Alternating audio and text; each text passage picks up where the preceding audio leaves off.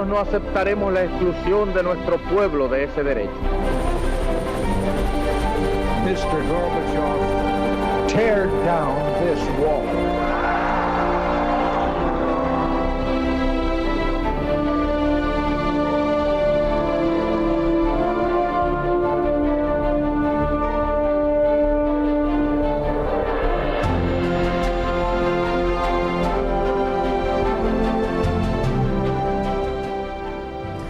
Muy buenas noches, señoras y señores. Bienvenidos a esta edición especial de Tiempos Modernos con motivo de la celebración del 2 de mayo. No es la de este día una conmemoración más de las varias que hay a lo largo del año. La del 2 de mayo de 1808 es una fecha singularmente señera en la historia de España. Sucedió que el pueblo de Madrid, hastiado de soportar lo insoportable y abandonado de sus autoridades, tomó su destino en sus propias manos y se decidió a enfrentar lo que hasta ese momento había tratado de ignorar: que la amenaza a la libertad era una misma cosa que la amenaza a la identidad. A partir de un hecho relativamente menor, como fue el que los franceses se llevaran a los infantes a Bayona, donde ya estaban los reyes. Por cierto, la chispa prendió en la capital, primero y luego en toda España. De pronto, el ocupante francés se vio contestado por todo un pueblo que, orgulloso, mostraba estar a la altura de su glorioso pasado. Los españoles convertirían su patria en un infierno para los ocupantes. Muchos años más tarde, Napoleón recordaría aquella contienda como la maldita Guerra de España.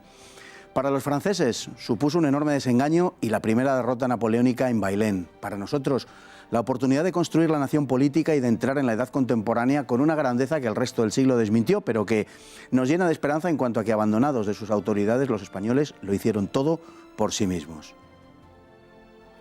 A comienzos del siglo XIX, en España la situación había alcanzado un grado de grave deterioro. Desde que la dinastía Borbón se entronizase en Madrid un siglo atrás, la política exterior española había pasado a la órbita de la francesa mediante los 3 pactos de familia que habían tenido lugar a lo largo de la centuria. Durante buena parte de esta, España logró mantener su fortaleza, pero para el reinado de Carlos IV apenas quedaba sombra de la antigua grandeza.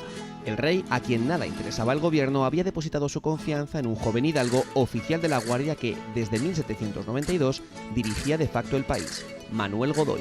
Godoy, inteligente y ambicioso, y a quien Carlos IV había llenado de honores y riquezas, firmó la Paz de Basilea en julio de 1795 tras la desastrosa Guerra de la Convención, consiguiendo que España saliera de la guerra con daños menores. Sin embargo, ante una fortalecida Francia, su política de creciente subordinación a París, concretada en el Tratado de San Ildefonso al año siguiente, no hizo sino alimentar la codicia del futuro emperador.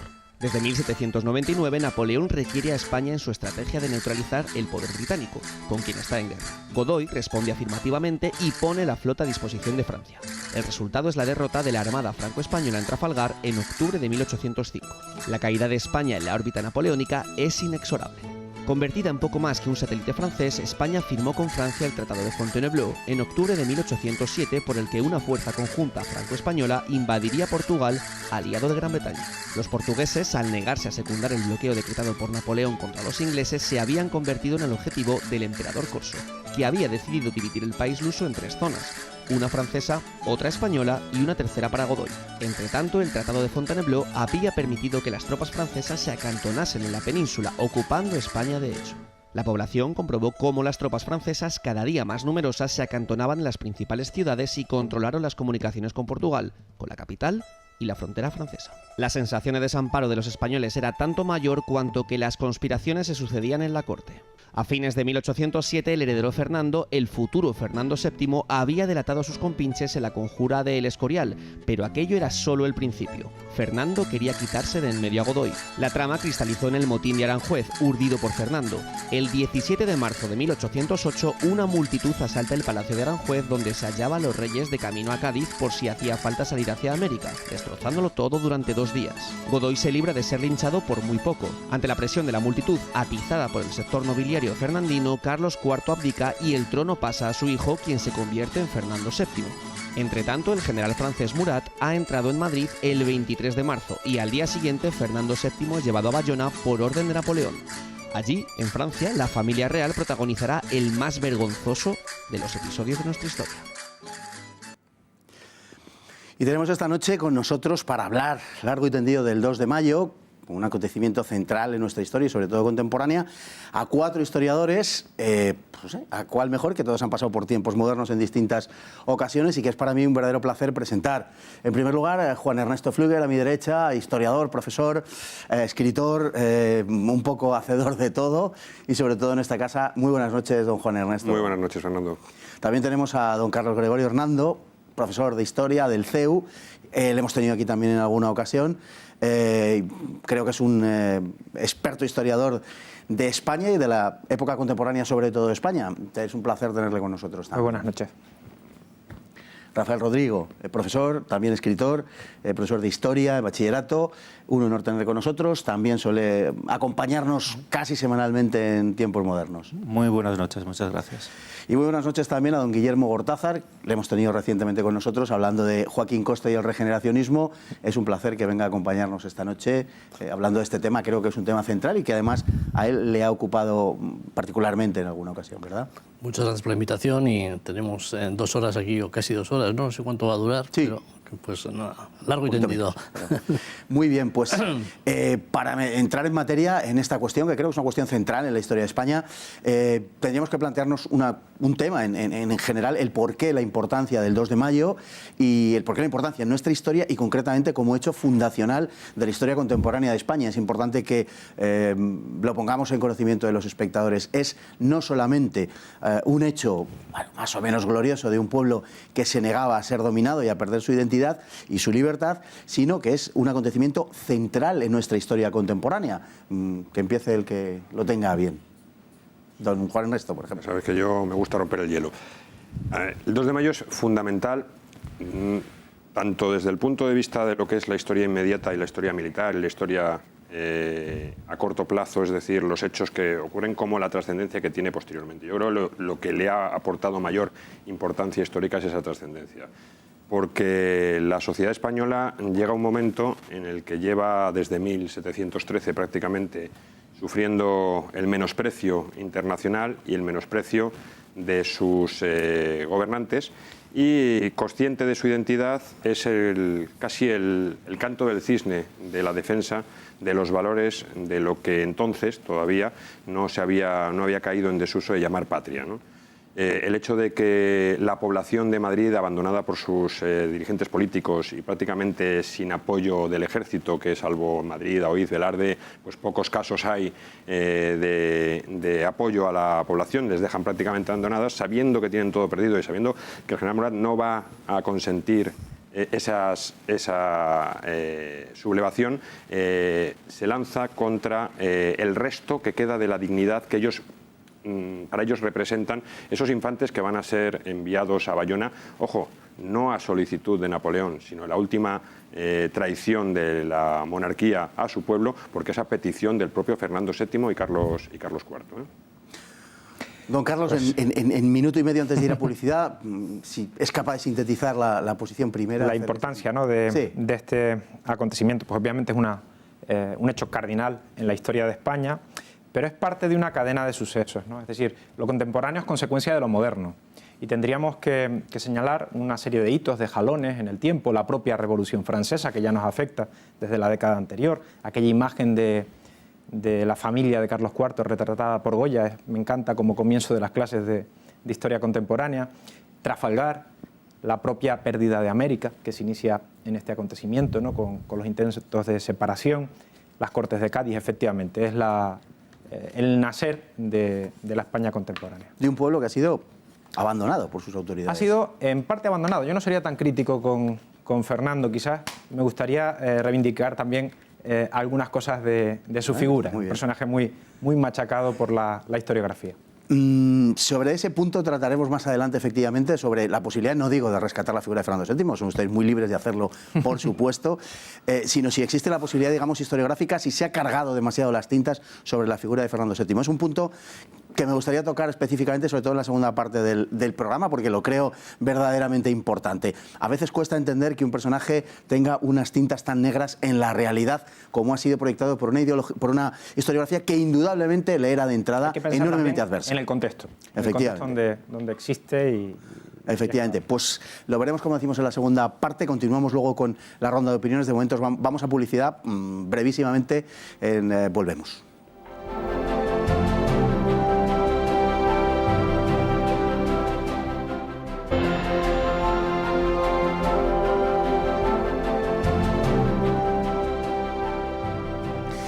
De vuelta de publicidad, no ha sido tanto, seguimos con la ronda de opiniones acerca del tema que habíamos planteado de inicio, ese carácter central del 2 de mayo en la historia española y como, digamos que, acontecimiento fundador de nuestra contemporaneidad.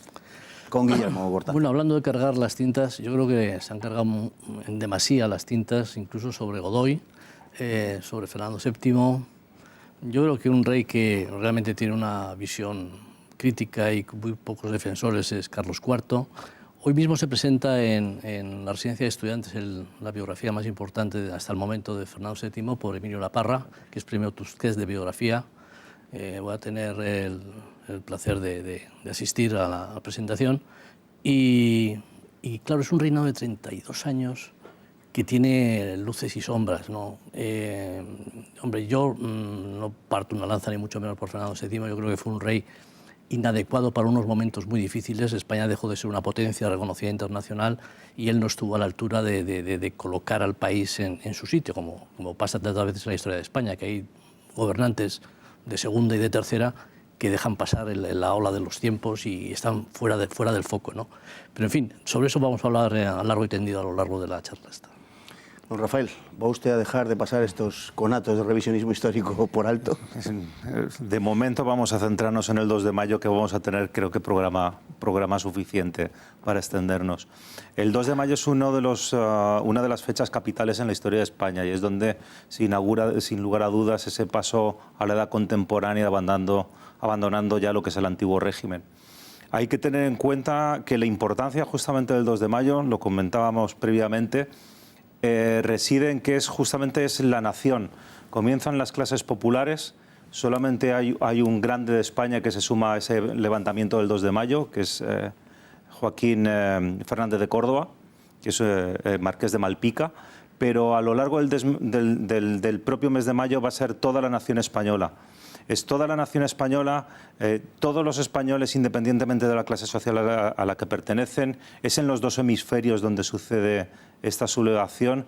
Y además esa conciencia de haber despertado a la nación española la tenemos también en boca de los propios franceses, en este caso de un polaco, que estaba uno de los oficiales de la Legión del Vístula, que él también ha visto renacer su nación después de los repartos de Polonia del siglo XVIII y habla de que es la nación española la que hace frente a esa invasión francesa. Bueno, se han dicho la verdad es que un montón de cosas que esperamos que todas puedan ser tratadas. Es difícil porque el tiempo lógicamente está tasado, pero me gustaría ahora entrar en una que ha dicho don Carlos Gregorio hace un momento, ¿no? Y es ese entronque de la política contemporánea española, de la historia contemporánea española en la historia moderna, ¿no? Y sobre todo en la historia moderna en lo que tiene de política exterior española, la política exterior del siglo XVIII, ¿no? Si lo vemos desde la óptica actual, probablemente sea una política exterior, bueno, que podemos digamos que ponderarla casi positivamente, ¿no? Aunque presenta una subordinación innegable a Francia con los pactos de familia, etcétera. Pero claro, si la vemos desde el punto de vista de donde partíamos, de la política exterior anterior, donde España era protagonista mundial, lógicamente europeo, pues es una política exterior ciertamente censurable por su carácter subordinado. Quiero decir que el siglo XVIII es la primera vez que la política española está claramente subordinada a una potencia más poderosa que ella a lo largo del siglo, ¿no? Convendría quizá tratar este asunto. Yo miré incluso un poquito más atrás, ¿no? Es decir, en la sucesión de Carlos II ya se empieza a plantear esa necesidad casi, es decir, no solo por parte del rey, sino de ese entorno que plantea que lo que evitaría la división de España al final de esa casa de los Austrias sería precisamente que reinara en España un nieto de Luis XIV, ¿no? Digamos como mal menor, porque España ya se estaba repartiendo en acuerdos internacionales justo en ese momento. Si miramos en una larga duración, efectivamente, ahí se produce, digamos, la bisagra entre una época en la cual España es primera potencia mundial en rivalidad con otros países y se entraría en un siglo de dependencia ante Inglaterra y Francia, pero también un siglo en el que España valora a América, es el gran siglo americano de la historia de España, ¿no? Y se va a un siglo que sería el siglo XIX en el que también se pierde esa seña de identidad casi nada más comenzar. Entonces, poniendo el foco, ¿no? muy arriba, hay que ver también ese proceso, ¿no? Esa continuidad desde gran potencia a una potencia, digamos, que interviene en un triángulo contra Inglaterra o Francia, haciendo de tercer vértice, y a una época en la cual pues, se deja de intervenir. En nuestro siglo XIX son pocos los momentos, ¿no? La época de la Unión Liberal quizás sería el tiempo en el cual sí que España tiene alguna política exterior, pero es un siglo muy introspectivo. Y también subordinada a Francia, en cualquier caso. También subordinada a Francia y a Inglaterra. A Inglaterra, efectivamente. Caso, sí. Bien, para mí lo que queda claro es que desde la llegada de la dinastía de los Borbones tras la Guerra de Sucesión, España, que hasta entonces se había mantenido en franca decadencia, pero como claramente todavía el imperio colonial y la primera potencia a nivel mundial, europeo entonces, pero vamos, mundial, porque prácticamente venía a ser lo mismo una cosa que otra, es el siglo de las agresiones a España, es el siglo en el que tanto Inglaterra, más por la vía económica y a través de los tratados de comercio, fuerza la decadencia de España, y Francia realmente aprovecha a través de los pactos de familia, fuerza que se vaya sometiendo y que la monarquía borbónica española considere que debe ser subsidiaria de los intereses de la monarquía francesa. Por lo tanto, yo creo que sí que ese siglo XIX, ese siglo XVIII es la victoria de los enemigos de la unidad de España, que ven la posibilidad de devastar lo que fue el Imperio Español, y no por un afán, como luego se ha intentado explicar, de libertad de los pueblos, ¿no? Porque eso ya son interpretaciones del siglo XIX, sino por un afán de dominación a los territorios que hasta ese momento formaban parte de España como nación.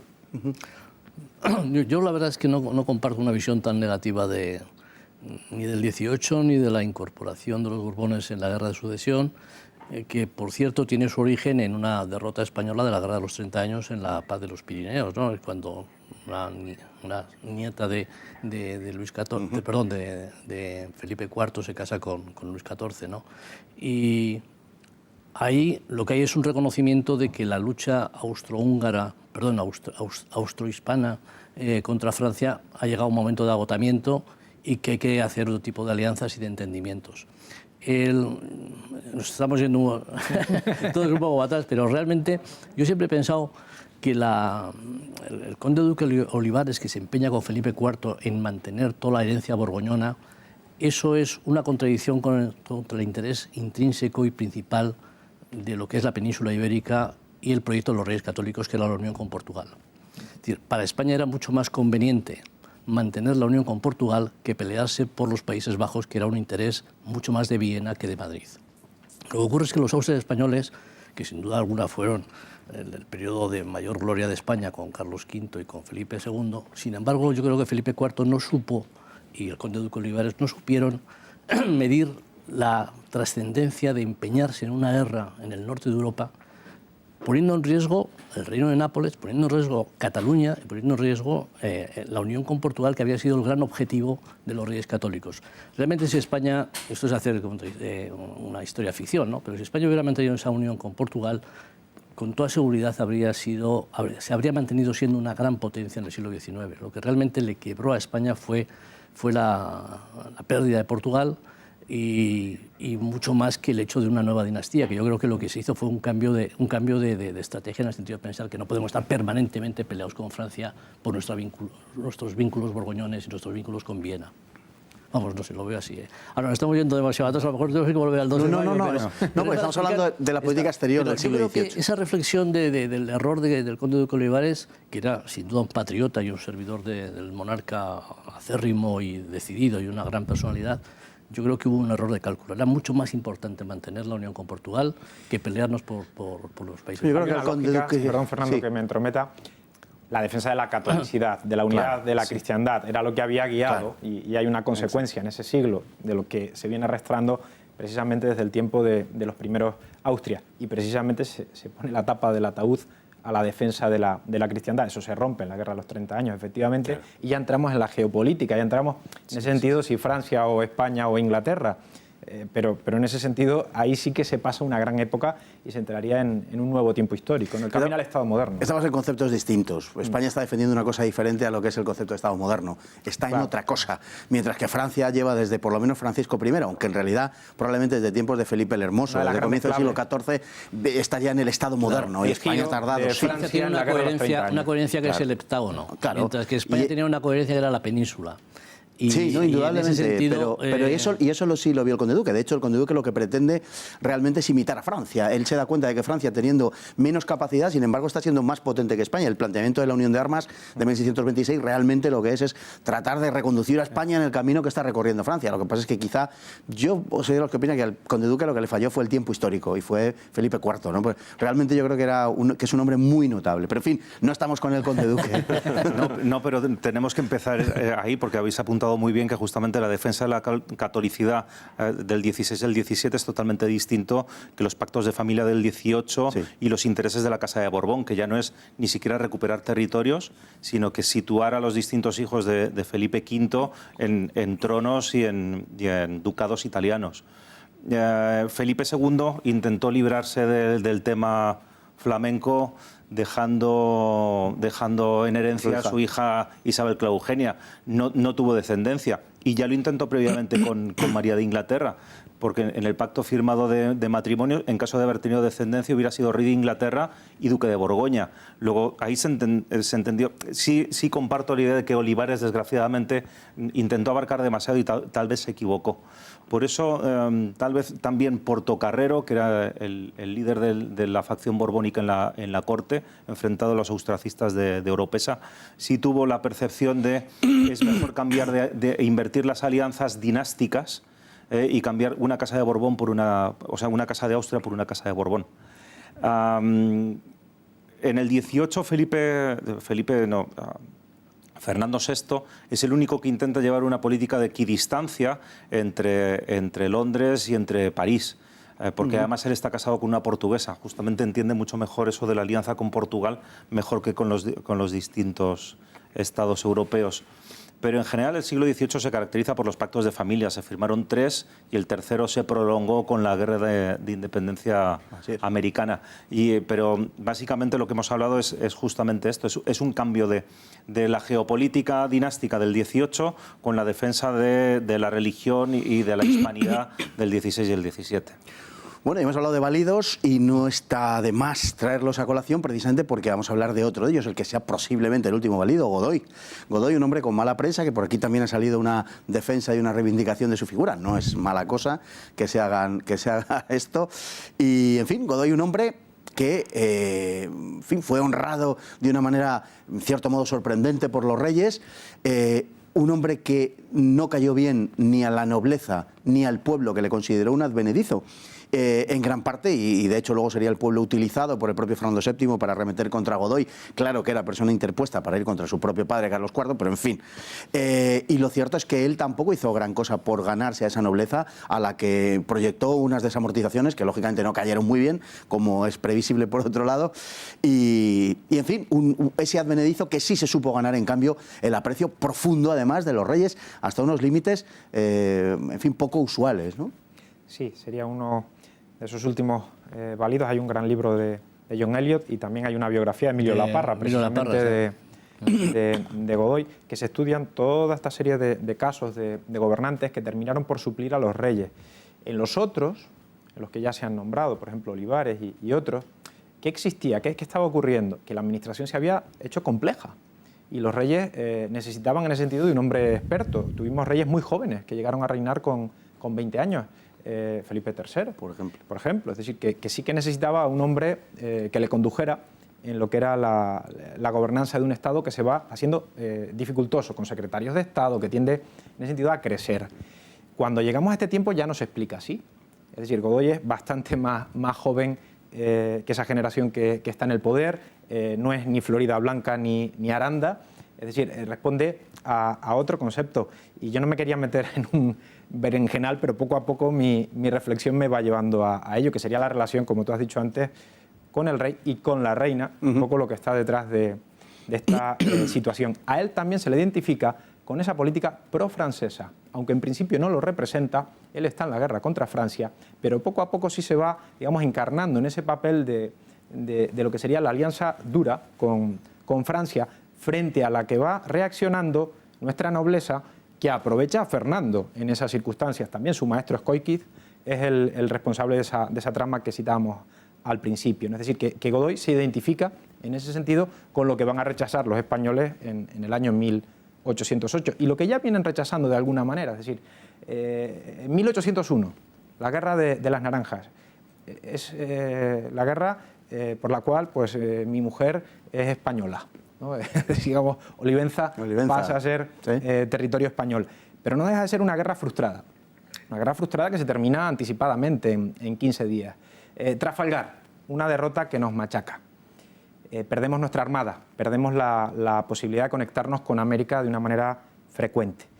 Todos los ataques que recibe la monarquía española, Santa Cruz de Tenerife, Nelson, Buenos Aires, Coruña, muchos son los lugares, Cádiz, que se ven afectados en ese momento. Es lógico que la experiencia de la conexión de la alianza y la amistad con Francia, como dirá Andrés Torrejón en aquel manifiesto, termine por ser una experiencia que nos va llevando a esa ruptura con el propio Godoy. La figura de Godoy es complicada, porque yo creo que hay un primer Godoy y un segundo Godoy. En un primer momento, Godoy es una persona que es contra toda posibilidad, y más en ese momento, asciende rápidamente en la administración hasta convertirse pues, en el hombre no perteneciente a la Casa Real más poderoso de España. Y lo hace con un concepto de, valga la expresión, entiéndase, europeizar la administración en España. Es decir, copia cosas que han funcionado en otros países, como la puesta en funcionamiento de tierras a través de la desamortización, la reducción de déficit, en fin, una serie de cuestiones que podrían ser lógicas de aplicación en la situación de crisis que vivía, sobre todo crisis económica que vivía España y crisis de autoridad. Pero luego llega un momento, sobre todo en el cambio de siglo, en el que Godoy deja de pensar, o su actitud nos lleva a pensar que él dejase de pensar en el bien de la corona para convertirse en un defensor exclusivo de Godoy, ¿no? Cuando él firma finalmente el Tratado de Fontainebleau, lo hace no por una cuestión de Estado, sino porque su ambición se colmaría siendo coronado rey. Entonces ahí hay un cambio. Y si la figura con ese cambio la enmarcamos en que ni la nobleza lo acepta porque es ese que viene de fuera a quitarnos lo que tradicionalmente hemos ocupado los nobles, y además esa nobleza sabe, sobre todo a través del sector de la nobleza más pro Fernando, manejar al pueblo para que lo desprecie, porque saben azuzarle contra él, le personifican en él como el culpable, el responsable de los males que está teniendo España, es el personaje típico para que acabe siendo el muñeco del pim pam pum del periodo concreto. Descarga muchas responsabilidades, es decir, hay otros personajes, hay toda una trama nobiliaria en torno a la figura de Fernando VII que ha salido bien librado en la historiografía precisamente porque se han cargado las tintas contra Godoy. Pero sus ideas de mejora y reforma en un primer momento, sobre todo en los 15 últimos años del siglo XVIII, no fueron malos, pero el cambio de siglo le transforma, le llevan a que se muestre como una persona de especial ambición. Nosotros tenemos que dar paso a un bloque publicitario que esperamos que sea muy breve y volvemos de inmediato.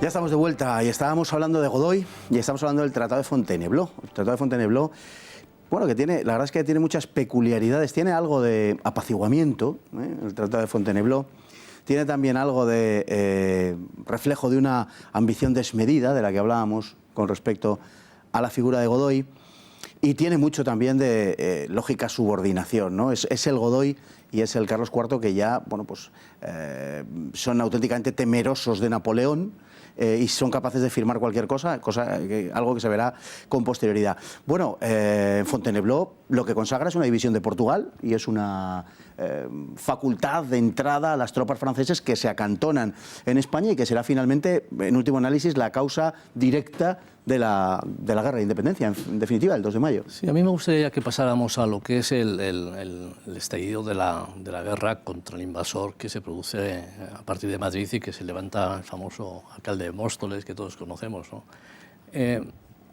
Podemos verlo en dos perspectivas y yo creo que el debate se puede hacer en dos niveles, ¿no? Uno es el nivel político de lo que eran los antiguos ilustrados, los afrancesados y los doceañistas, que son los tres núcleos, digamos, por así decirlo, de partidos políticos que empiezan a operar a partir del año 1808.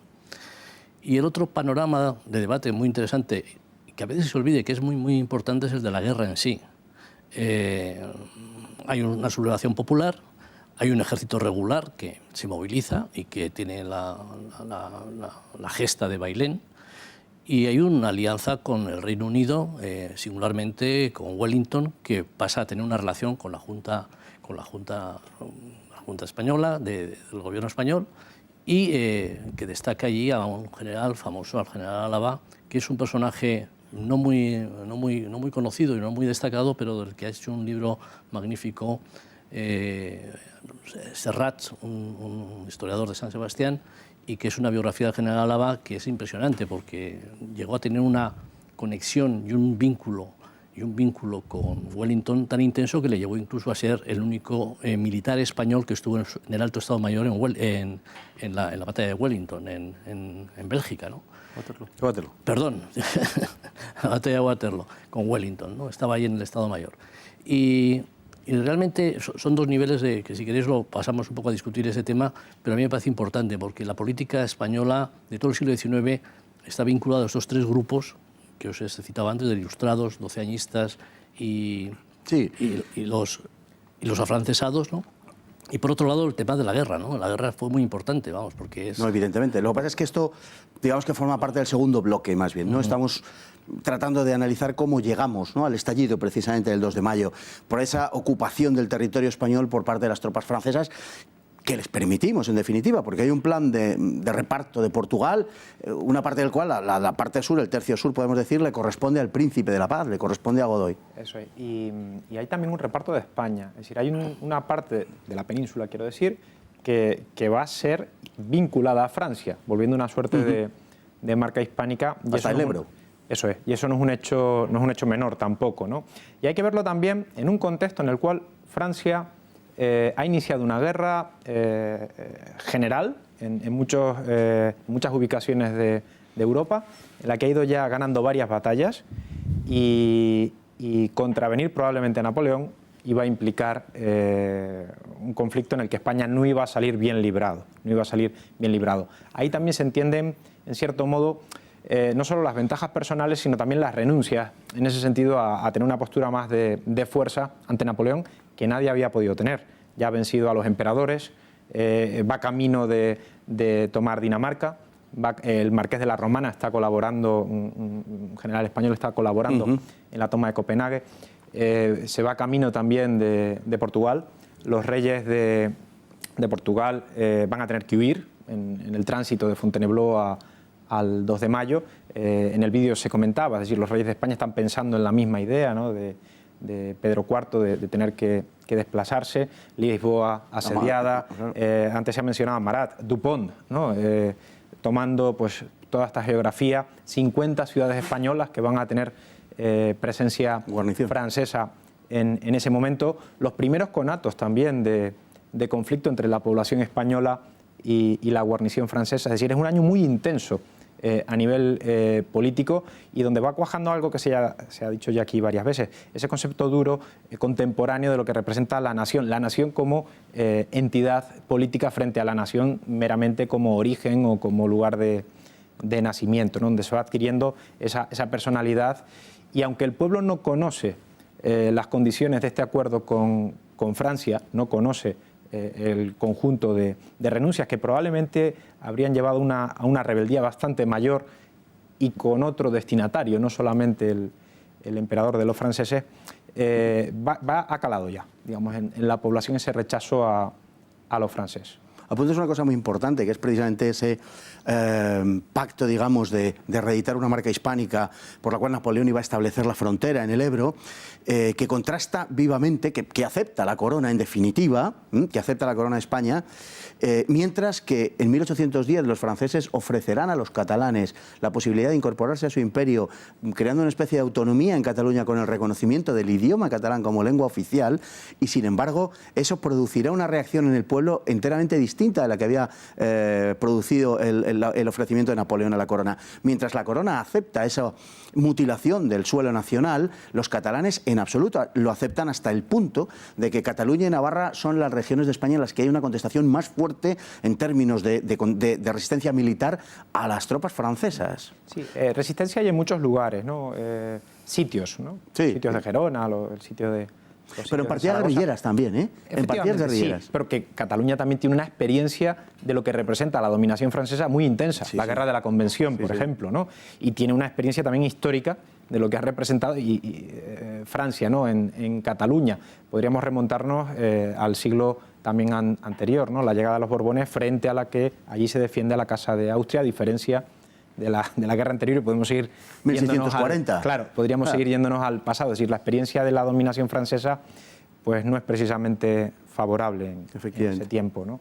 Y en la Guerra de la Convención hay regiones catalanas que fueron ocupadas y hay regiones vascas que fueron ocupadas. Entonces, en ese sentido es normal también que sea más intensa por la frontera la reacción a Francia. Pero hay otras regiones, a veces se habla también en ese sentido tan general, ¿no?, de rechazo a los franceses. No todo el mundo lo tuvo tan claro, no todos los pueblos lo tuvieron tan claro, ni fue tan generalizado ese odio a lo francés. Hay muchos lugares donde se contemporiza, y no son solo las élites, se está pensando en otras claves más de intereses. Ya veremos qué poder se establece en Madrid, las noticias llegan muy lento.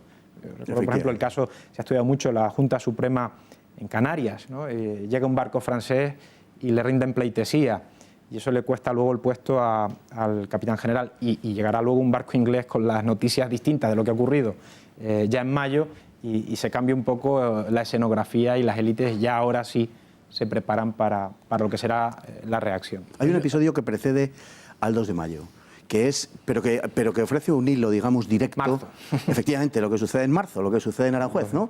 En donde podemos decir que las masas entran en escena, teledirigidas, pero entran en escena y ya no abandonan el escenario, bueno, casi podemos decir hasta el día de hoy, ¿no? Porque inauguramos la era contemporánea que se caracteriza, entre otras cosas, por esa presencia de las masas, en el sentido de que el objeto de la política y el sujeto de la política es el pueblo, ¿no? Cosa que hasta ese momento no estaba ni muchísimo menos clara. La manipulación de las masas ya viene del motín de Esquilache. Manipulación, sí. Entonces, siempre existe un descontento. En el caso de Esquilache siempre la puntilla es una nimiedad, que es cambiar el vestuario por temas de seguridad. El descontento proviene del alza de precios por la liberalización del año anterior, en 1765. Y en el caso de la sublevación del 17 de marzo de Fernando, también viene por un descontento, que es que ha habido una gran hambruna en 1804-1805, la guerra se pierde, y como comentabais antes, pero es que en 1807 no se está en condiciones de rechazar nada por parte que pida Napoleón. O sea, las tropas imperiales vienen de conquistar Viena tras la batalla de Ulm, de Austerlitz, de derrotar conjuntamente a austriacos y a rusos, a derrotar a los prusianos en Jena, de volver a derrotar a los rusos, de firmar la paz de Tilsit. Aún así, Godoy se da cuenta de que lo que se ha firmado en Fontainebleau no se corresponde con lo que se está viendo en la realidad. El primer cuerpo de ejército de Junot ya ha pasado hacia Portugal, pero comienzan a llegar nuevos cuerpos de ejércitos, y sobre todo encabezado por Joaquín Murat, el cuñado del emperador. Y esto ya empieza a resultar muy sospechoso. ¿Por qué razón hay que asegurar las comunicaciones internas dentro de una nación que es aliada? Además, el ejército español ha tenido que abandonar el interior de la península y situarse en toda la costa en previsión de un posible ataque británico. Así que Godoy, en un último momento, cuando llega a Aranjuez, ya llega con la idea, y de hecho se comienzan a hacer las maletas para que la familia real, Carlos IV y sus hijos abandonen España, se trasladen a Gibraltar y hagan, como bien has dicho, el traslado desde la península hasta las Indias para tratar de resistir allí. Resulta muy curiosa, y luego fue, digamos, en cierto modo reprendido por el emperador, la figura del embajador francés, que, digamos, de alguna manera intenta motivar todavía más al partido fernandino para que ese motín popular se lleve a cabo, cuando Napoleón lo que tenía en mente era aprovechar ese descontento popular de la figura de Godoy para presentarse él como el salvador de España y no al revés, como el invasor. Claro, es un truco que le salió mal.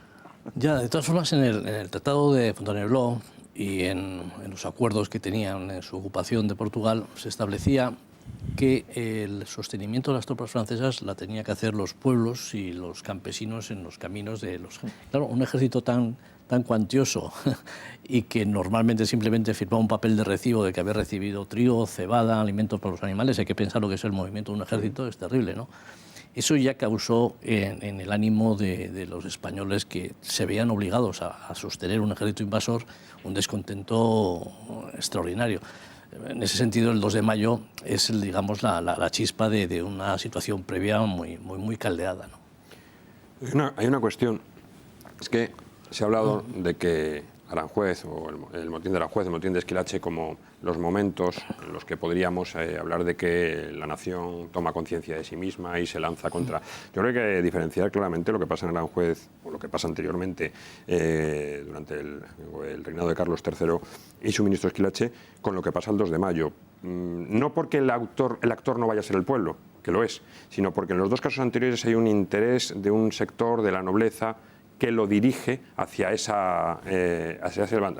levantamiento, mientras que el 2 de mayo ya es autónomo el pueblo. La sociedad española, de forma autónoma y sin que le dirijan esas élites, porque recordemos que Florida Blanca y demás se quedan callados, no actúan el 2 de mayo, ya es el pueblo el que toma conciencia de la necesidad de actuar. ¿Y actúa cómo? Pues con toda la violencia y la contundencia, que en los dos casos anteriores pues tenemos que al final es una revuelta contra los consejeros que se ha traído Carlos III de Italia, y en el otro lugar es una revuelta auspiciada por el sector de Fernando VII para atacar a su padre a través de Godoy nuevamente, ¿no? Creo que ahí el 2 de mayo tiene más importancia que esos dos, precisamente. Sí, apuntas muy bien, porque las dos anteriores son sublevaciones patrocinadas por la nobleza por intereses políticos. Y claro, sin embargo, el 2 de mayo ese grito de la nación, claro, que además tiene dos antecedentes. Tiene el 18 de abril en Burgos, donde la presencia de las tropas francesas ha producido unos roces terribles con la población, pero incluso sobre todo por los abusos a las mujeres,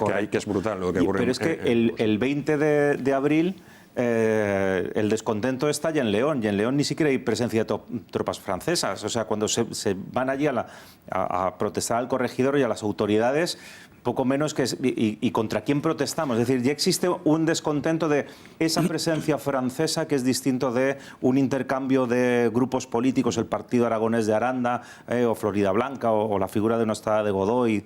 Lo que pasa es que a su vez... más importante ese 2 de mayo que los... Pero a su vez, evidentemente que lo es, pero a su vez hay diferencias entre los motines. El motín de Esquilache y el motín de Aranjuez no tienen muchas semejanzas, aunque puedan tener algunas, ¿no? No, pero son lo que quiero decir, realmente. Evidentemente, pero lo que quiero decir es que la movilización comenzará ahí, por los motivos que fuere, y ya no cesará. O sea, eso es a lo que me refiero, ¿no? Aunque en el caso de... no cesará porque es simultánea, en el caso de Aranjuez, es simultánea al malestar que existía en un sinfín de capitales de provincias españolas que estaban produciendo ya altercados abiertos con el ejército francés, en muchos casos, con muertos.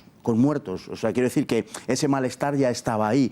Y, bueno, la espontaneidad del 2 de mayo, en fin, no es el tema, pero hay quien está actuando sobre la población el 2 de mayo. Es decir, que aunque no se haya establecido un hilo conductor, como en el caso clarísimo efectivamente, del motín de Esquilache e incluso en el de Aranjuez, están actuando fuerzas ahí. Es decir, no hay esa espontaneidad del 2 de mayo. Yo tengo muchas dudas acerca del carácter espontáneo de nada en la historia. O sea, y la experiencia reciente de la historia de España, creo que esto que despeja la duda.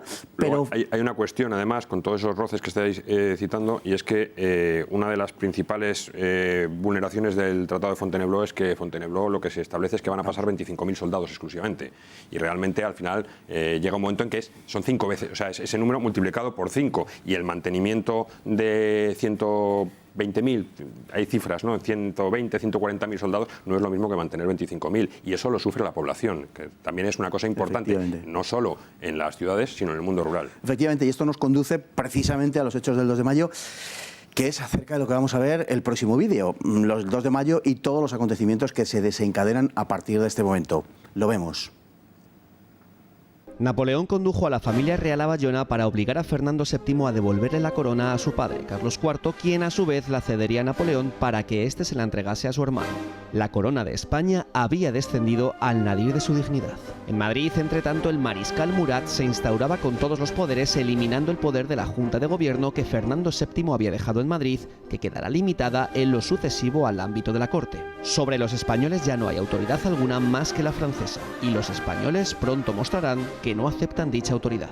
Por petición de Carlos IV, Murat ordena que sean enviados a Francia 2 hijos del monarca, pero la Junta de Gobierno se niega hasta que no reciba órdenes de Fernando VII, de quien finalmente se reciben el 1 de mayo. De modo que la Junta de Gobierno accede a lo que Murat le pide. El pueblo está cada vez más soliviantado ante la deriva de la situación. Los exteriores del Palacio Real se llenan de madrileños inquietos y expectantes. Cuando llega el carruaje destinado al infante Francisco de Paula, la multitud congregada estalla al grito de ¡que nos lo llevan! El gentío invade el palacio al ver al infante en un balcón y Murat envía a los granaderos a reprimir la muchedumbre contra la que dispara. Pero, al contrario de lo esperado, los madrileños no huyen, sino que se enfrentan armados apenas con su valor y unas pocas armas blancas a las tropas napoleónicas. Es el 2 de mayo de 1808. La rebelión se extiende por toda la ciudad, en la que Murat consigue introducir 30.000 soldados frente a los menos de 3.000 soldados españoles de guarnición en la capital, que tardarán unas horas en sublevarse, atados por la alianza con los franceses. Los paisanos piden armas en los cuarteles para enfrentarse a los ocupantes. Los militares se las niegan, pero en el cuartel de artillería de Monteleón, los capitanes Daoiz y Velarde, que conspiraban desde hacía semanas, abren las puertas al pueblo y encierran al destacamento francés acuartelado en Monteleón. El posterior asalto de los franceses será repelido con energía y pondrá al enemigo en fuga. Tras varios asaltos mueren Clara del Rey y Benita Pastrana, abrazada a su cañón, y los capitanes insurrectos, Daoiz y Velarde. El cuartel es tomado tras 3 horas de resistencia desesperada, causando a los atacantes casi 1.000 muertos.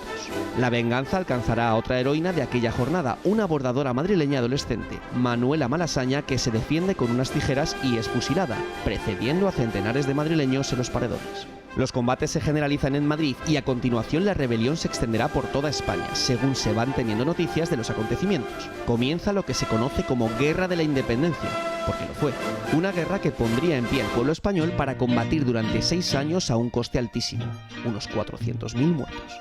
Más allá de los avatares militares, la Guerra de la Independencia señala el nacimiento de la nación política española. Los españoles, abandonados por sus autoridades, fundamentalmente por la corona, tuvieron que organizarse y dotarse de sus propias instituciones, lo que en sí era un acto revolucionario, aunque una amplia mayoría de españoles estaban en las antípodas del liberalismo. Así pues, el estallido de la guerra dio lugar a una situación revolucionaria. El pueblo se tuvo que hacer cargo de su propio destino, ante la ausencia de la autoridad real. Pero lo hizo solo, a la espera de que ésta fuera repuesta en el trono. Sin embargo, cuando el rey fuese repuesto, ya nada volvería a ser lo mismo. Bueno, y me van a permitir ustedes un pequeño guiño a la actualidad, porque esta rebelión del 2 de mayo es una rebelión contra la legalidad, y es una rebelión contra una legalidad que se había vuelto una coartada y contra una legalidad que se había vuelto insoportable, en la cual se produce un alzamiento de una parte muy grande de la población, secundado por militares. ¿Qué les parece a ustedes? Un alzamiento contra la legalidad. Lo pongo entre interrogaciones, porque la legalidad en ese momento... Fernando ha dejado previsto qué tiene que hacer España si él no regresa. Ha dejado previsto la convocatoria de las Cortes, ha dejado previsto esa regencia, la declaración de guerra incluso, ¿no? Si se prolongaba más allá de cierta fecha su retraso. Eso también es legalidad. Entonces, las órdenes dadas por el rey antes de partir se tienen como las ciertas, más allá de esto otro que llega de Francia en mayo, de lo que ya no se tiene tan claro. Es decir, Fernando había predispuesto también esa reacción. ¿Quién es el rey de España en ese momento? Que también sería efectivamente otra cuestión que está de fondo. Es decir, ¿quién representa la autoridad? Pues la verdad que los españoles lo tienen bastante claro en ese sentido, ¿no? Y la adhesión a Fernando es manifiesta. De ahí que la cuestión de la legalidad, incluso en el proceso posterior, tiene sus más y sus menos, ¿no? Es decir, ¿qué hacen con la legalidad de las Cortes de Cádiz? Pues en algún momento meten la mano y desaparecen documentos de una determinada forma de convocatoria. O sea que la legalidad en este momento embrionario del régimen liberal es mejor todavía dejarla estar. Pero es verdad que es en ese momento la situación que hay en España es una situación propiciada por quienes detentan la autoridad. Y esto me parece que es...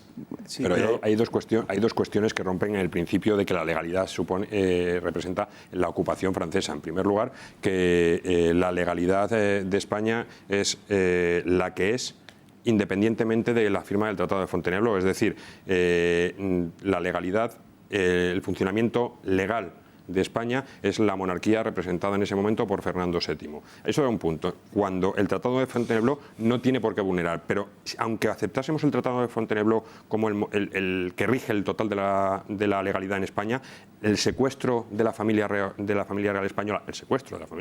española, por Napoleón y su llevada a Bayona, rompe cualquier principio de legalidad. Bueno, si no se lee las cartas de Fernando VII no aparece tal secuestro por ninguna parte.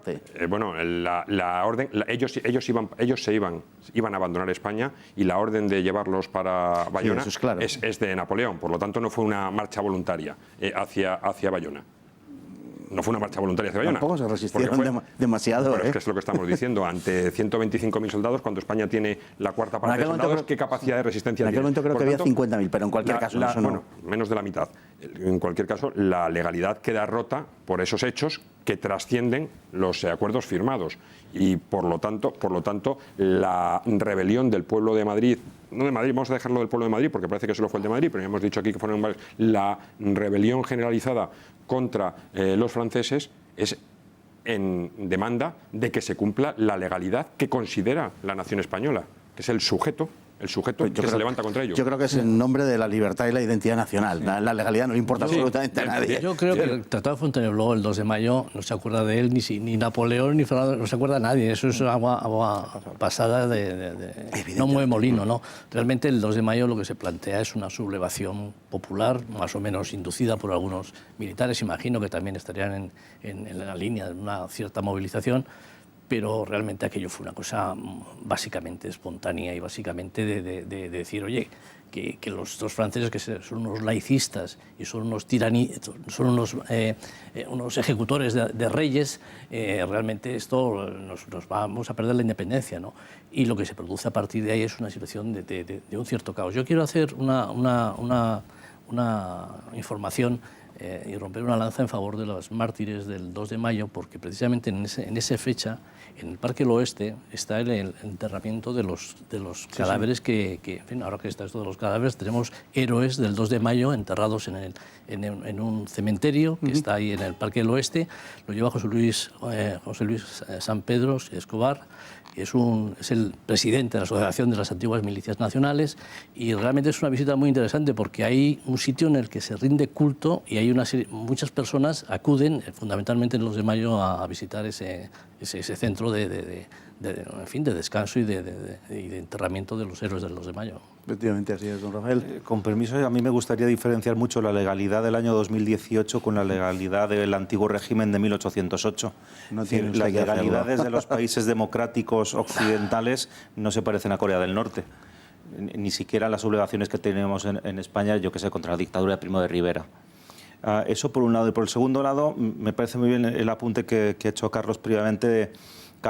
Fernando VII había dejado órdenes precisas de que en el caso de que su ausencia se alargase, incluso envió una nota. Lo que ocurre es, para propiciar la sublevación, lo que ocurre es que llegó con posterioridad al 2 de mayo. Por eso la Junta de Gobierno, el secretario Farril, están tan temerosos de enfrentarse con los franceses, poder molestarles.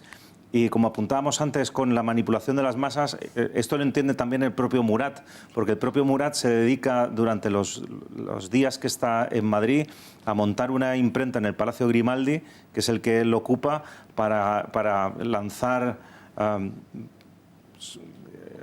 pasquines. Pasquines, gracias, para lanzar pasquines de tal forma que la propia población se subleve y sea de alguna manera el momento para demostrar el poder de Francia, que es capaz de aplastar una sublevación que tienes en Madrid.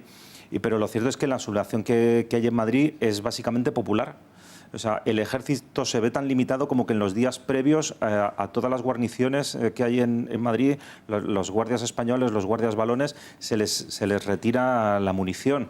Y si hay intentos previos, siempre me equivoco, creo que fue Velarde el que ya comentó a sus superiores, a Navarro, que era el capitán general o el gobernador militar de Madrid, sobre la posibilidad de organizar una sublevación. Por eso no hay presencia de claro, tropas. Pero es que eso que ustedes tienen tan claro, digamos, acerca de la legalidad, los militares españoles no lo tenían tan claro.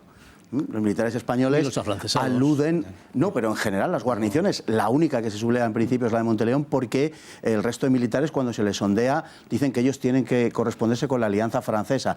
Que los franceses se han excedido, sin duda, pero no deja de ser, digamos, el marco de desenvolvimiento, el de la alianza francesa. Pero, en fin, demos un salto brevísimo, simplemente para fijarnos en la figura de Murat, que yo creo que es importante. Murat es un general de caballería, es un general no excesivamente inteligente, porque entonces, no estoy diciendo nada de los de ahora, pero a los de entonces se les exigía básicamente valentía, y a los de entonces de caballería, básicamente porque eran los que encabezaban las cargas y tenían la fama, ¿no? Frente a los artilleros, que eran los militares más capacitados intelectualmente. Normalmente los de caballería tenían la reputación de ser los que menos. No siempre ha sido así, indudablemente, y no lo es en nuestros días, pero cuando se necesitaba esa valentía específica, probablemente sí. En cualquier caso, Murat daba el tipo absoluto del militar de caballería, entendido como se entendía a principios del siglo XIX, y se comportó en Madrid con una brutalidad verdaderamente feroz. Murat es un hombre que aspira a ser rey.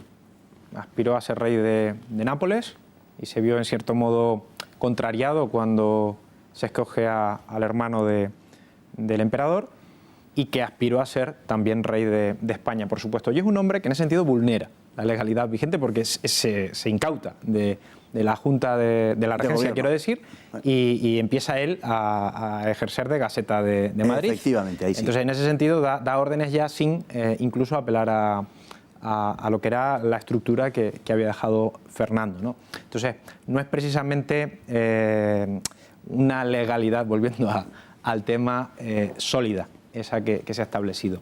Y Murat efectivamente luego se comporta pues, con muchísima dureza en Madrid. No obstante, las tropas que había en la ciudad no siguen sus órdenes, y eso también favorece que vayan a más los conatos con la población civil. Tampoco es que las órdenes, pero quiero decir, la tropa se sume inmediatamente a la población. No, lo que hace es desobedecer la orden de tomar Madrid para los franceses, y Murat tiene que salir del retiro donde estaba su tropa y avanzar sobre el centro de la ciudad, desplegarse e intentar hacer lo posible por devolver a Madrid al orden, y lo hace pues a sangre y fuego, lo hace como hemos dicho aquí ya, con mucha dureza. Como se hacía en un país ocupado, claro, realmente, ¿no? Pero es que los franceses llevan comportándose como un país ocupado desde que entran las tropas de Murat en 1808. Sí. O sea, comparativamente hablando, claro, tenemos una mala costumbre hoy en día, que es ver siempre la historia con los ojos de nuestra propia realidad y no hacer una historia de cómo se comportaba en aquel momento y si acaso comparar con otras naciones. Hay que comprender la época, eso es lo esencial. Hoy es muy difícil intentar explicar que hay que ver con los ojos del momento. Pues incluso en el momento Murat se comportó de una forma bastante brutal, pero es que, claro, como bien apuntaba, era de caballería, pero su propia formación, hemos hablado de Godoy. Godoy parece un advenedizo, pero era hidalgo, era noble. Murat es que era hijo de un posadero. Se ganó fama, lógicamente, comandando cargas de caballería. Hasta tal grado de centricidad tenía que se diseñaba sus propios uniformes de una forma bastante estrafalaria. Además, tenía un gorro con piel de oso color naranja que le encantaba lucir en más de un combate en Ulm, en Austerlitz o en Jena, donde precisamente se destacó. Luego fue rey de Nápoles, donde precisamente no lo hizo extraordinariamente bien, y Napoleón lo rescató para la campaña de Rusia de 1812. Volvió a destacarse en Borodino, pero posteriormente Murat, a nivel político, ya no a nivel militar, cometió una serie de errores. no apoyó del todo a Napoleón. En su regreso en el Imperio de los 100 días, sublevó Nápoles y atacó a los austriacos para disgusto del emperador, que prefería ver un flanco sur más tranquilo. Se ofreció al emperador y el propio emperador ya le rechazó.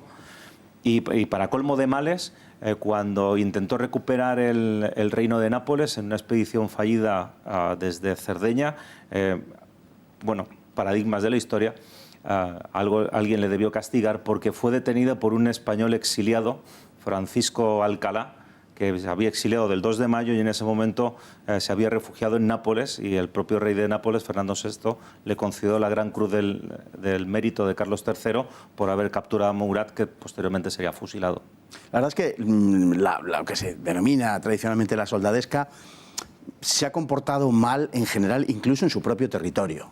Es decir, que era normal que antes, sobre todo de las guerras contemporáneas, ese ejército que ocupaba un lugar, o que se establecía en un lugar, que se acantonaba en un lugar, pues diera lugar a un sinfín de desgracias. Para empezar, eran portadores de enfermedades que expandían por todas partes. Naturalmente, estando en la edad que tenían, pues, había una pulsión hacia el género femenino pues muy evidente. Y eso dentro del propio país. No olvidemos que en 1640 la rebelión catalana empieza formalmente por la ocupación del comportamiento de las tropas castellanas en Cataluña, etcétera, ¿no? Es decir, que eso se ha producido siempre.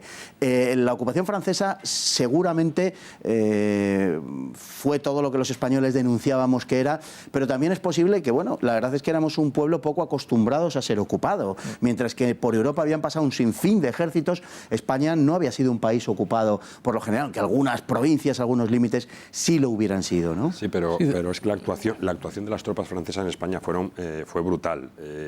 No es que sea el trato que se le da a un país ocupado para garantizar la ocupación, sino que si hacemos una comparación, la guerra de la independencia, con un 30% menos de población, ocasionó los mismos muertos que la guerra civil, con un 30% más y con un armamento mucho más moderno. Pero eso ya es la guerra. Pero es que la represión en la retaguardia si hacemos una comparativa, estamos hablando de que hay 100.000 soldados franceses muertos frente a 500.000 españoles muertos. Y de esos 500.000 españoles muertos, cerca de 200.000 son en la retaguardia. Es la represión contra la población civil. Y en el 2 de mayo nos vamos a 10, 12, 15.000 muertos. Es decir, que la brutalidad del ejército francés en la retaguardia española fue espectacular. Por lo tanto, se comportaron con muchísima más crueldad de lo que se venían comportando incluso en sus campañas en el centro de Europa. Me estaba yo refiriendo al periodo anterior a la guerra. Pero también nos podrían hacer alguna comparación, quizá por allá por Flandes, con la ocupación. Pero en fin, no quería llegar a esto. En cualquier caso, era un comportamiento bastante habitual en esa época, aunque quizá aquí adquirió unos tintes de brutalidad fundamentalmente después del estallido de la guerra. Yo me estaba refiriendo a la ocupación anterior. Respecto al temor a las ocupaciones, antes mencionaba don Guillermo a los ingleses y esa alianza con Wellington.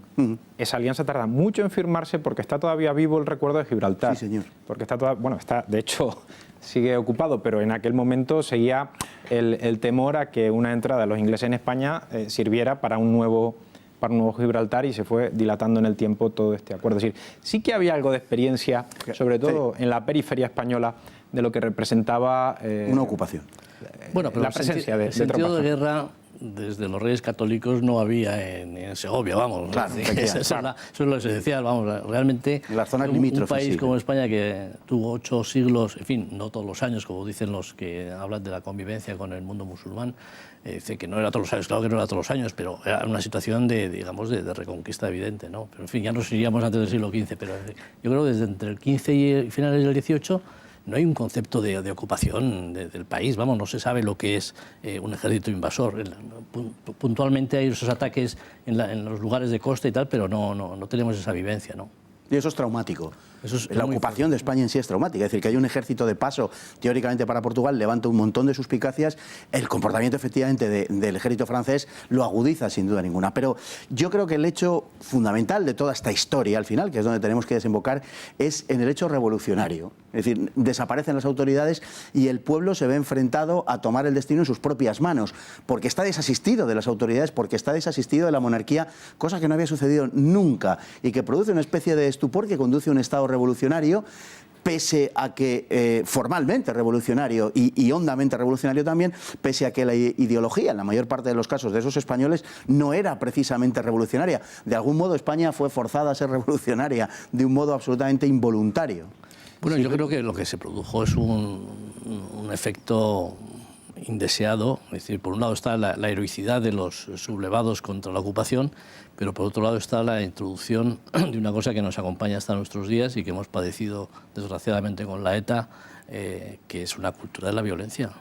Es decir, en España se introduce en una cultura de guerra civilista, de violencia y de protagonismo de los exaltados, que tiene una influencia muy nefasta en las guerras carlistas, por supuesto posteriormente la guerra civil. En fin, realmente yo creo que ese acto fundacional de la contemporaneidad española tiene luces y sombras. La luz es el heroísmo y el deseo de independencia y de identidad nacional, y las sombras es una cultura de violencia, porque realmente en España se vivió 6 años terroríficos. Por un lado la represión francesa, pero por otro lado los guerrilleros, que sin duda fueron los que en gran medida llevaron parte del peso de la guerra, no solamente Wellington.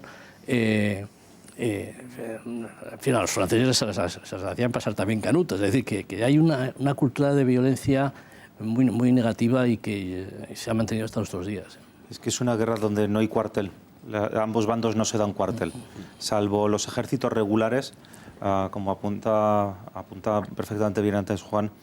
El porcentaje de bajas, de muertos que tiene España durante la guerra de independencia no lo volvemos a encontrar en una guerra hasta la invasión alemana de Polonia, Lituania, y casi con un comportamiento, como también apuntaba Guillermo, de recurso a la violencia absoluta por todas partes. Por un lado los guerrilleros, la Segunda Guerra Mundial serían los partisanos, y por otro lado un ejército regular que no duda en ningún momento en cometer auténticas masacres y auténticos desastres.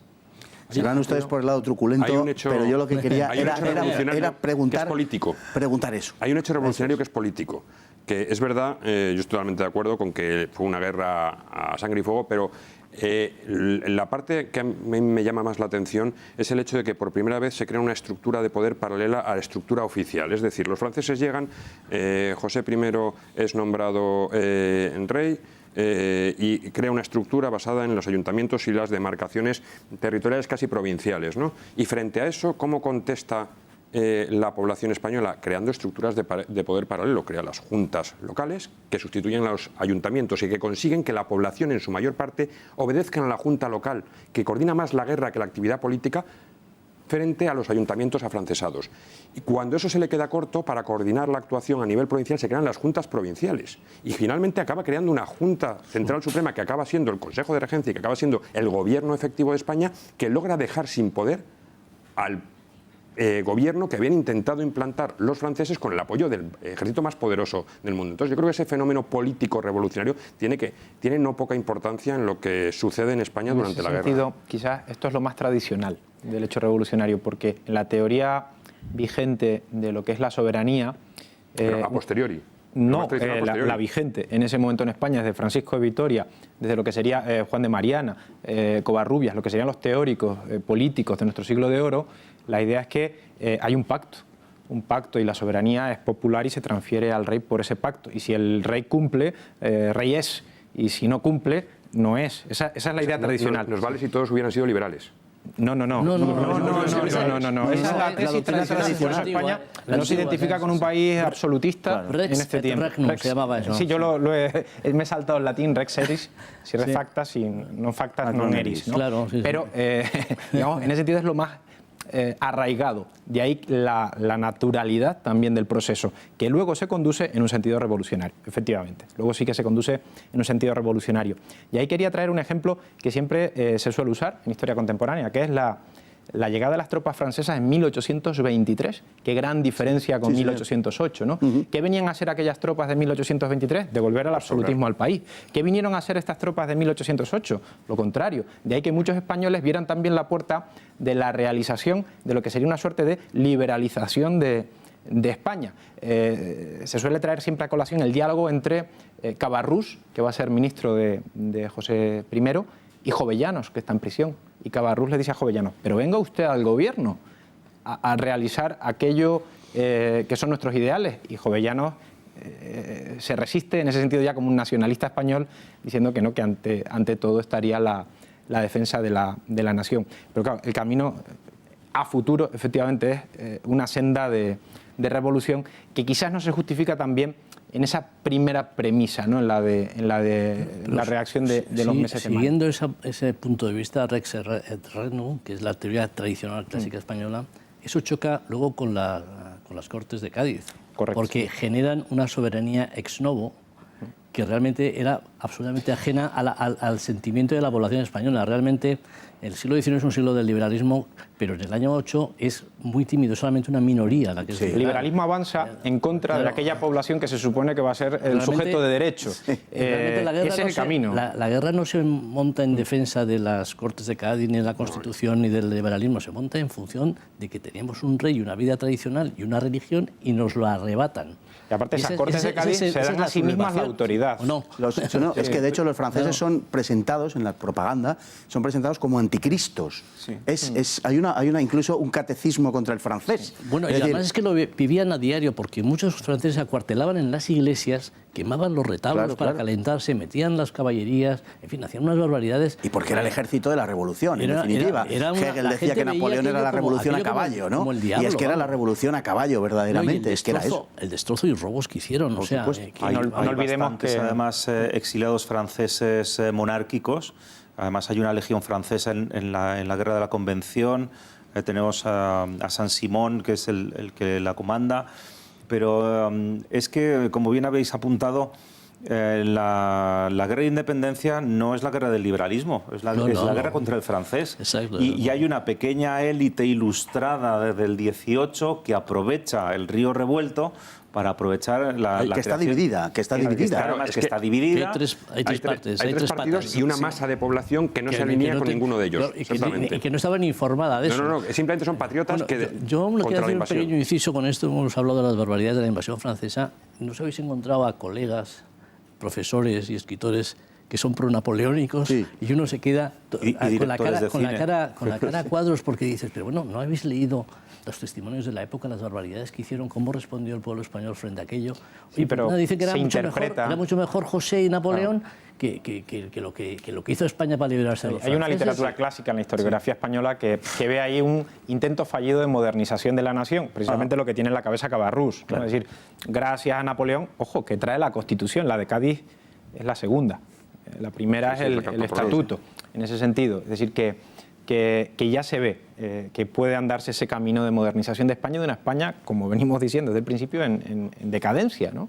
Y podía ser una puerta a un futuro diferente del que se venía viviendo. Eso es política ficción en el sentido de que la gente no estaba en eso. Entonces, claro, si tú impones la reforma sobre la base de Murat, pues al final no quieres ni reforma ni Murat, ni quieres nada, ¿no? Y se puede ver muy bien cuando el regreso del rey Fernando en 1814, el decreto de Valencia tras el manifiesto de los persas, no hay oposición. Bueno, Espozimina, que él se apuntaba absolutamente a todas, pero salvo el pronunciamiento de Espozimina en 1814 y el intento de resistencia, luego sí hay conjuras, pero el conjunto del pueblo no. Y has apuntado perfectamente bien. Cuando llega el cuerpo expedicionario francés de Angulema, no hay sublevación contra el francés. Angulema, que tiene experiencia en la guerra. De hecho, se le suman voluntarios realistas españoles que completan los 35.000 voluntarios realistas y con una regencia es muy diferente. Hay una vinculación porque España lo identifica más con el que viene a defender la esencia de lo que ha sido la política, la forma de ser española. En lo de los tres grupos políticos me parece muy interesante y creo que no deberíamos pasar eso por... Sí, porque están muy diferenciados. Claro, hay dos grupos liberales que serían los afrancesados y los no afrancesados, que estaríamos hablando de los liberales doceañistas. Es verdad que se les llama doceañistas a partir de la Constitución, y luego están los afrancesados, que son dos minorías, pero muy minoritarias. Y los antiguos ilustrados, que son los jovellanistas. Exactamente, pero que se vinculan a los doceañistas luego en la Constitución, porque al final se pactan la Constitución, al final es pactado entre esos grupos. Están los absolutistas, que casi no pintan nada en ese momento porque se han quedado sin la cabeza visible, que también es un grupo minoritario y es de las élites, y luego tienes al 80, el 90, yo no sabría qué porcentaje poner de la población española. El 88% de la población española se calcula que era analfabeta. Que para ellos la libertad de prensa no significaba nada. No pintaba nada. O sea, era una cosa muy importante para el progreso de la nación, y qué duda cabe que habría sido muy conveniente inconveniente. Pero lo que pasa es que ahí hay una cuestión. La gente no lo sentía eso como una necesidad, vamos. Desde luego, lo que pasa es que hay una cuestión que es la interpretación que se hace desde ahora, y eso es interesante, porque está revelando algo que está impreso en el alma nacional.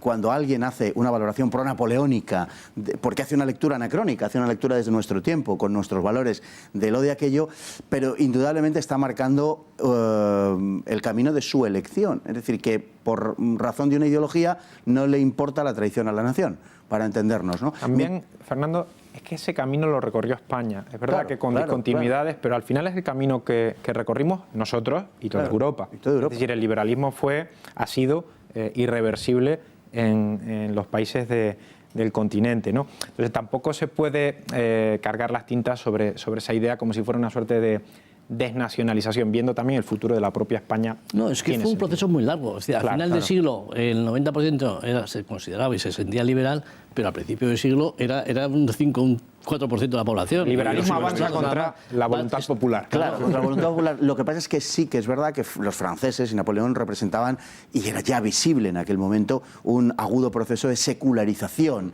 de laicización. Digamos que se había puesto en marcha las desamortizaciones, el clero, aunque Napoleón le había devuelto una parte de sus, sobre todo de conventos y demás, pero había sido, en fin, saqueado literalmente por el Estado, que además ya había una larga tradición del regalismo francés, etcétera. Es decir, que lo que se aprecia en ese caso es una especie de, o lo que está implícito en ese caso es una especie de valoración negativa de la propia historia de España, ¿no? Es decir, la historia de España es un desastre porque ha ido por unos caminos distintos a los caminos europeos, por la influencia de la Iglesia Católica y tal. Es un poco, está un poco en ese punto. Pero yo quería insistir en una cosa, quería preguntar. Goethe decía que en Valmy había nacido la nación, ¿no? Bueno, lo decía Goethe, que, en fin, que tengámosle un poco de respeto a Goethe. ¿Podemos nosotros, y es la pregunta, decir que la nación en España surge el 2 de mayo o surge en las Cortes de Cádiz o en algún momento o en una secuencia de acontecimientos que incluiría el 2 de mayo y las Cortes de Cádiz? Las Cortes de Cádiz para nada, vamos, yo creo que hay una sobrevaloración de las Cortes de Cádiz total, vamos, porque eso fue una reunión en la isla de San Fernando, ahí de 200, 300, 2.000 personas, y realmente tuvo un efecto en la península muy limitado. Que además no y como referencia, luego, date cuenta que todos los constitucionalistas y los moderados y gente que venía de la Ilustración no tomaron como referencia las Cortes de Cádiz, sino que hicieron primero el estatuto del año 34 y luego la Constitución del año 37, que volvía a la tradición del rey y el reino, y no como la Corte de Cádiz, que establecía una soberanía nacional en la cual el rey era una especie de primer funcionario, de primer magistrado. Y yo creo que realmente los liberales, después de 20 años y de 25 años de ver cómo tenían que funcionar las cosas, acertaron de una manera mucho más profunda con el Estatuto del 34 y con la Constitución del 37. Tiene usted un día mitómano hoy. Poco mitómano, quiere decir. ¿Ah, sí? Sí, me alegra. Es poco mitómano. Poco mitómano, pues está destruyendo un mito detrás de otro, lo cual está muy bien, se está cuestionando. Es que yo creo que está sobrevalorada. Yo creo que la Constitución del año 12 tiene el valor simbólico, pero vamos, la guerra la ganó la guerrilla. Y bueno, por supuesto que había una Junta Suprema en Cádiz que se coordinaba con Wellington, que estaba en Lisboa. Pero realmente aquello era una cosa que no cuajó, es decir, no estaba cuajando en la nación española. No es entonces en las Cortes de Cádiz, pero ¿cree usted que puede ser simbólicamente acaso? Yo creo que es el 2 de mayo. El 2 de mayo. El 2 de mayo la sublevación es cuando desde Gerona hasta Cádiz hay una sensación de decir, oye, estos españoles están invadiendo a los franceses, vamos, y había una clara división y por los motivos fundamentalmente eran no tanto la libertad, el liberalismo y tal, que era una cosa de minorías, sino fundamentalmente la independencia y el sentido de la monarquía y de la religión. Sí, totalmente de acuerdo en ese sentido. El 2 de mayo es el origen de la nación, siempre teniendo en cuenta qué definimos, ¿no? Es decir, la nación en un sentido político y también, yo ahí no estoy tan de acuerdo en la desmitificación de Cádiz, porque sí que en este proceso se le da carta de naturaleza, aunque solo sea formal, a ese concepto de la soberanía nacional. El artículo, creo recordar que es el segundo de la Constitución de Cádiz, donde ya se menciona expresamente, aunque solo sea como antecedente, hay que tenerlo ahí ahí presente.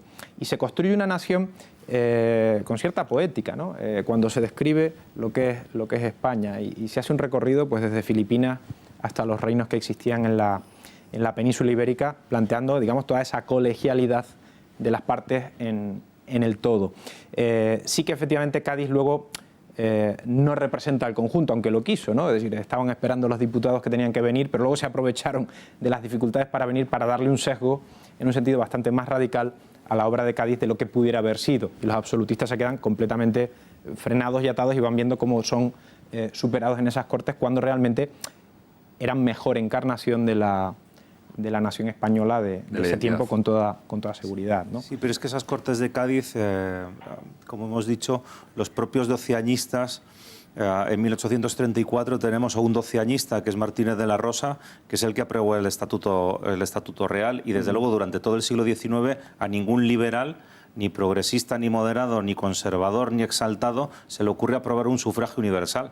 Tenemos que esperar hasta 1890, es decir, ellos mismos se dan cuenta... Se aprueba en 1868. Perdona, 69 con la Constitución. Sí, pero luego volvió otra vez como luego, censitarios. Como luego fue censitario con la llegada de... Pero sí es cierto, es decir, tenemos que esperar hasta el último tercio del siglo XIX. Yo creo que ahí se exterioriza la conciencia de que la población no comprende. Exactamente. No comprende el camino que le quiere trazar y por eso el concepto nación, es que claro, el opúsculo que escribió Mazzini está muy bien, cuando nos habla de la lengua, la cultura, la religión, cuando quieres separar a distintas naciones, viene muy bien cuando eres italiano, el otro es austriaco, eres polaco, eres católico y el ruso es ortodoxo.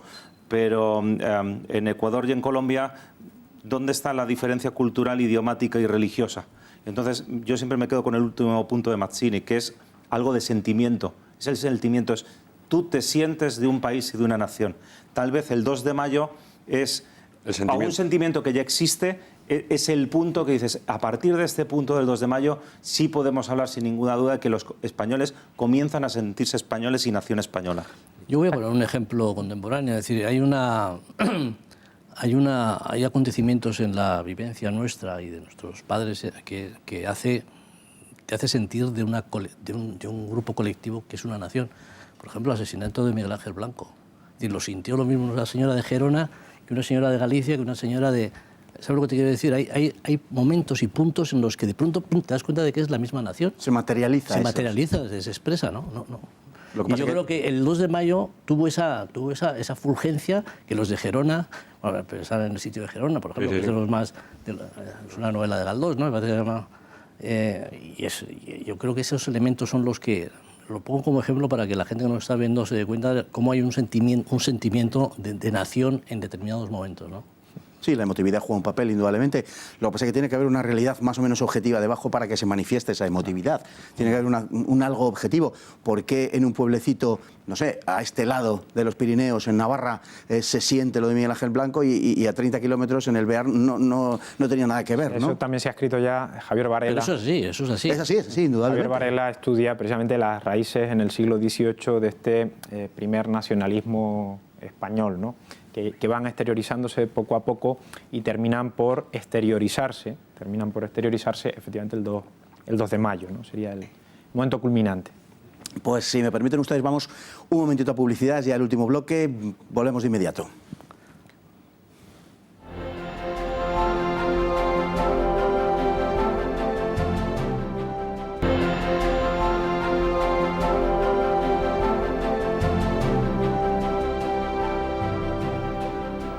Pues ya de vuelta estábamos con el tema, creo que apasionante, del liberalismo, del nacionalismo, del surgimiento de la nación. Indudablemente tiene una evidente relación ese surgimiento de la nación con el liberalismo y nos habíamos quedado considerando precisamente si el 2 de mayo era el momento en el que podíamos pensar que la nación española emergía, que se creaba la nación española, la nación en sentido político, porque es indudable que el concepto de España, sea o no nación, político, está ahí y naturalmente es muy anterior a la existencia de nación. Hay veces que desde algunas ópticas, claro, hay veces que desde algunas ópticas se afirma que la nación española, intentando identificarlo con el concepto de España, existe desde el siglo XIX y algunos, como una gran concesión, lo llevan a los decretos de Nueva Planta, ¿no? Más o menos a la construcción del Estado con Felipe V. La nación histórica es muy anterior y la existencia de España, el concepto de España, como perfectamente apuntaba Guillermo hace un momento, es un concepto muy anterior. Es un concepto geográfico-administrativo en tiempos romanos que ya tiene unas connotaciones políticas, no de independencia hasta que la superestructura, hasta que la arquitectura del imperio no desaparece y emerge como una entidad independiente. No se hace de un día para otro, es un proceso paulatino, es un proceso lento, pero para el siglo VI, Leovigildo Recaredo, podemos decir que ya existe una cierta conciencia de identidad entre aquellos que dominan la península y el propio pueblo hispano-romano. Y de algún modo eso, junto al Tercer Concilio de Toledo, vendría a ser la autorización de los matrimonios mixtos, etcétera, vendría a ser, digamos, el acta de bautismo de España, no como nación política, pero sí probablemente como nación histórica, en todo caso como España. Pero muy cerca de la nación política, con unificación legislativa, religiosa, territorial, administrativa, es decir, que muy cerca. Lo que pasa, don Juan Ernesto, es que lo que no quiero caer es en la trampa de afirmar la existencia de la nación política antes de que exista la nación política. Claro, que es un poco la trampa semántica en la que nos movemos. Muy cerca, porque realmente hay muchos de los elementos que... El 2 de mayo puede decirse que se produce el plebiscito cotidiano del que luego hablará Renan. Exactamente unas décadas después Renan. No, y luego el concepto de Cánovas de nación, de cómo se ha ido construyendo sobre la base de una construcción y una arquitectura a partir de las uniones de corona y de convivencia de muchos pueblos, ¿no? Y que es un proceso de convivencia histórica, ¿no? O sea, el peso de la historia es el que hace que en el año 8 de 1800, el 2 de mayo, emerja una nación política, pero que se ha venido gestando geográficamente, como tú dices, desde la época de los romanos y políticamente de una manera muy clara en la época de Leovigildo. Luego viene todo el follón de la Reconquista, que eso es un proceso de una gran complejidad, pero de una gran belleza, porque a nada que uno se mete un poco en la historia de cómo se va con una vocación cristiana y europea extraordinaria, porque claro, ser europeo en el norte de Italia o ser europeo en Alemania o tiene relativa mérito. Decía Julián Marías que los españoles éramos los más europeos porque éramos vocacionales. Y en ese sentido, parafraseando a Julián Marías, he de decir que también yo que soy vasco somos doblemente españoles porque somos españoles vocacionales en el sentido de que a pesar de las dificultades y las presiones que podamos tener, realmente tenemos un deseo de Europa, de España, muy intenso. Y España realmente hizo un esfuerzo, cosa que no hizo, por ejemplo, los griegos con Turquía. Cuando invadió Turquía toda la zona europea, los griegos se retrajeron y no iniciaron una reconquista que ya en el siglo XIX fueron las potencias las que facilitaron aquella recuperación. Pero en España había una vocación cristiana y europea muy intensa, que es la que durante 8 siglos hace que la península vuelva a la unificación política, ¿no? Una identidad clara. Una identidad clara. Es que hay siguiendo las ideas de Cánovas, es que justamente el político conservador del final del XIX marca muy claramente el concepto de que la nación es producto de la historia, no del momento. Y por eso no puede ser que un plebiscito en un momento determinado, como el 1 de octubre, decida que si hay mayoría o no hay mayoría. No, la nación tiene una protección mayor, una perspectiva mayor, y además él lo asienta sobre 4 pilares fundamentales, que sí, además de abogado, era también historiador. Un gran historiador. Un gran historiador que sus periodos de retraimientos iba a Simancas a estudiar los legajos de Felipe II. Y él lo fija en 4 pilares, que es, uno, la existencia de la corona.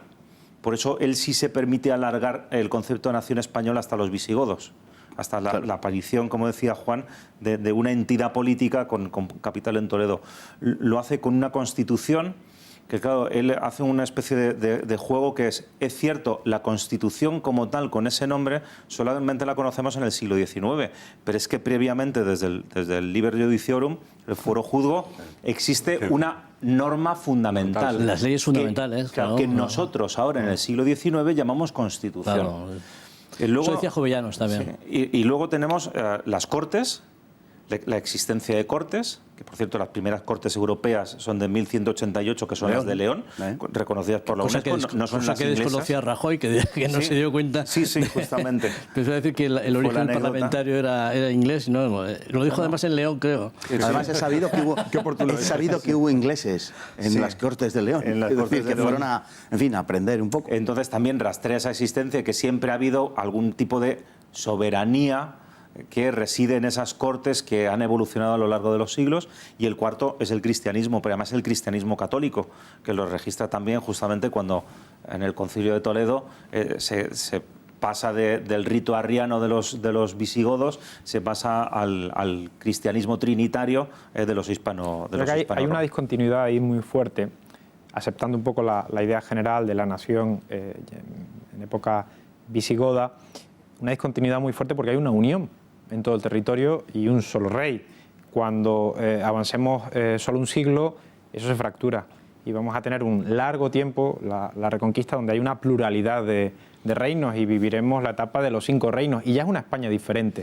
Es decir, la Reconquista importa para que España mute en esa idea, digamos, centralizada, claramente en Toledo, a una España que podemos decir descentralizada, hasta que los reyes católicos pues, van conformando un poco ese puzzle que termina por ser otra cosa diferente, ya no es exactamente la misma. Es decir, también esa nación evoluciona. Lo que pasa es que hay un hilo conductor. Hay que ver esa perspectiva. Exacto. Hay un hilo conductor que es, bueno, yo diría dos, ¿no? En principio hay una reivindicación de lo gótico, hay una reivindicación en el reino de Asturias y de León, la propia pervivencia del fuero judío, que llega hasta Cataluña, por cierto. Lo recupera, ¿eh? Efectivamente. Es decir, hay una solidaridad en el tiempo, que en definitiva es lo que es la historia, ese reconocimiento de esa solidaridad en el tiempo por parte de los primeros reinos, que luego evidentemente evolucionan. Sin embargo, lo que mantienen de forma indefectible es la catolicidad. Ese es el hecho. Es decir, en la península hay 5 reinos. Hay 5 reinos y las taifas.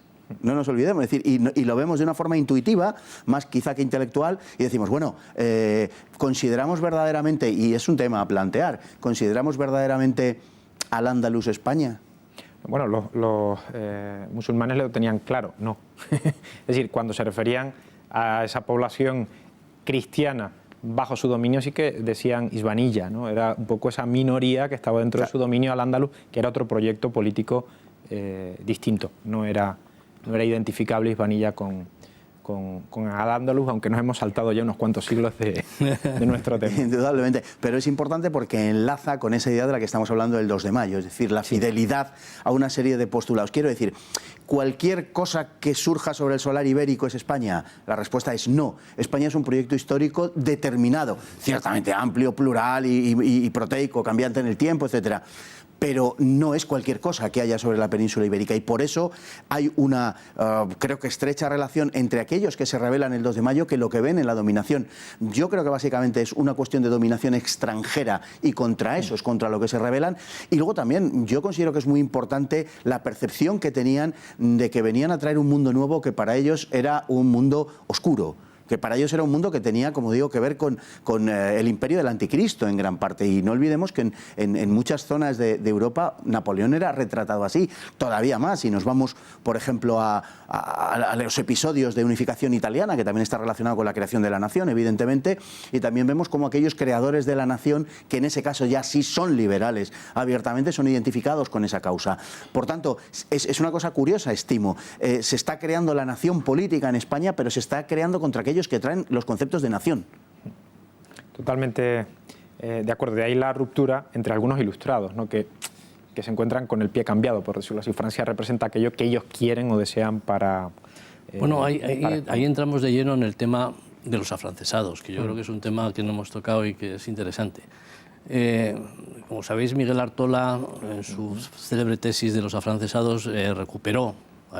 Volviendo a los, no quiero desmitificar más porque si no me vas a... Desmitifique usted a gusto. No, pero yo creo que en ese libro Artola hizo un buen trabajo y es un tipo súper reconocido, ¿no? Y yo creo que nos trajo la luz de personajes como Mariano Luis de Urquijo, que fue realmente el más destacado de todos ellos. Y estos afrancesados procedían de los ilustrados, del grupo de ilustrados. Los ilustrados se dividieron en dos partes, unos que no colaboraron con los franceses, tipo Jovellanos y sus seguidores, y los que se adaptaron a las circunstancias de la nueva monarquía. Hay que decir en descargo o disculpa de los afrancesados, que por un lado tenían la idea de que podían desarrollar un programa de modernización y por otro lado tenían la idea de que lo peor que le podía pasar a España era la desmembración del imperio, la división del país. Era mejor tener un rey José que 3 o 4 reyes de nuevo en España, y por otro lado que los desastres que se iban a producir frente al ejército más poderoso de Europa les hacía atemperar, tratar de llegar a acuerdos, convencer al resto de los liberales e ilustrados de que se sometieran, y realmente era gente bien intencionada. Y es gente que, bueno, fue barrida en el año 13 y 14 al expulsar a los franceses, pero que luego Fernando VII, a partir del año 23 y 25 y 27, fue recuperando para la administración de Madrid, porque eran gente muy preparada, muy bien intencionada, y fueron el núcleo que luego fue conformando el Partido Moderado a través de Javier de Burgos. Es decir, hay que reconocer que con personalidades como Javier de Burgos, entre el año 32 y 37, se hizo prácticamente lo que es la administración española de provincias, obradores civiles, Ministerio de Fomento, separar la administración civil de la religiosa y la judicial, el Consejo de Ministros, el Tribunal Supremo. Hubo una separación de poderes. Realmente, entre comillas, la revolución liberal, el Estado como lo conocemos ahora, procede del año 34 al 37.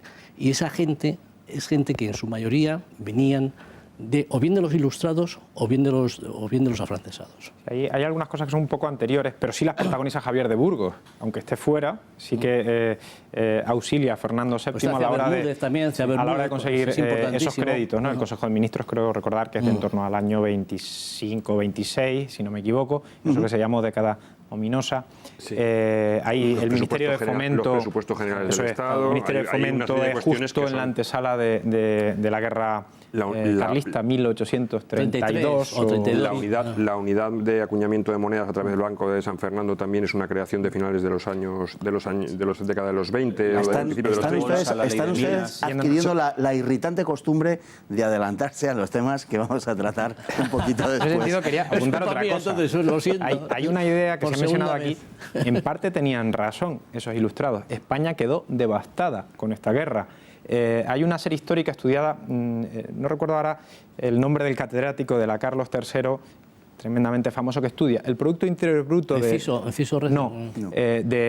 5 naciones europeas comparadas en toda la modernidad, en toda la contemporaneidad, quiero decir, y se muestra ya que España, Italia, Grecia y Portugal, esos que ahora llaman los PIGS, junto a Irlanda, están ya ahí a partir de la guerra de independencia. Es decir, hay un descabalgamiento de lo que era nuestra situación enorme. Los puentes destruidos no se reconstruyen, tardan 2 décadas en ponerse en marcha. Y cuando España empieza a ver, en ese sentido, la luz, incluso después de esa debacle demográfica que ya se ha mencionado, en torno a los años 20, nos llega la guerra carlista. Nos llega, digamos, un segundo golpe que termina por hacernos aún más débiles, ¿no? José I, hacemos un recorrido de los reyes de España, empezamos Isabel y Fernando, Carlos I, Felipe II, Felipe III, llegamos a Carlos IV, pasamos a Fernando VII y Isabel II.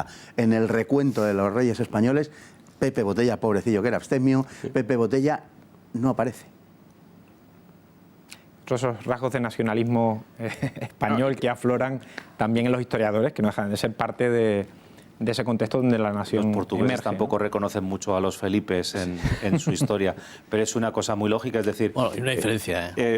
Hay una diferencia muy grande. Aquí no se reconoce, allí lo que ocurre es que, incluso también es un nacionalismo portugués, es como fuimos anexionados, aunque no sea cierto, es una respuesta posterior también del 19. Pero claro, aquí nos saltamos a José I, pero es que si hacemos el recorrido, el pobre Luis I tampoco le mencionamos por la brevedad de su reinado. Pero no hay un propósito deliberado de ignorarle, es simplemente que no lo amerita, pero en el caso de José I...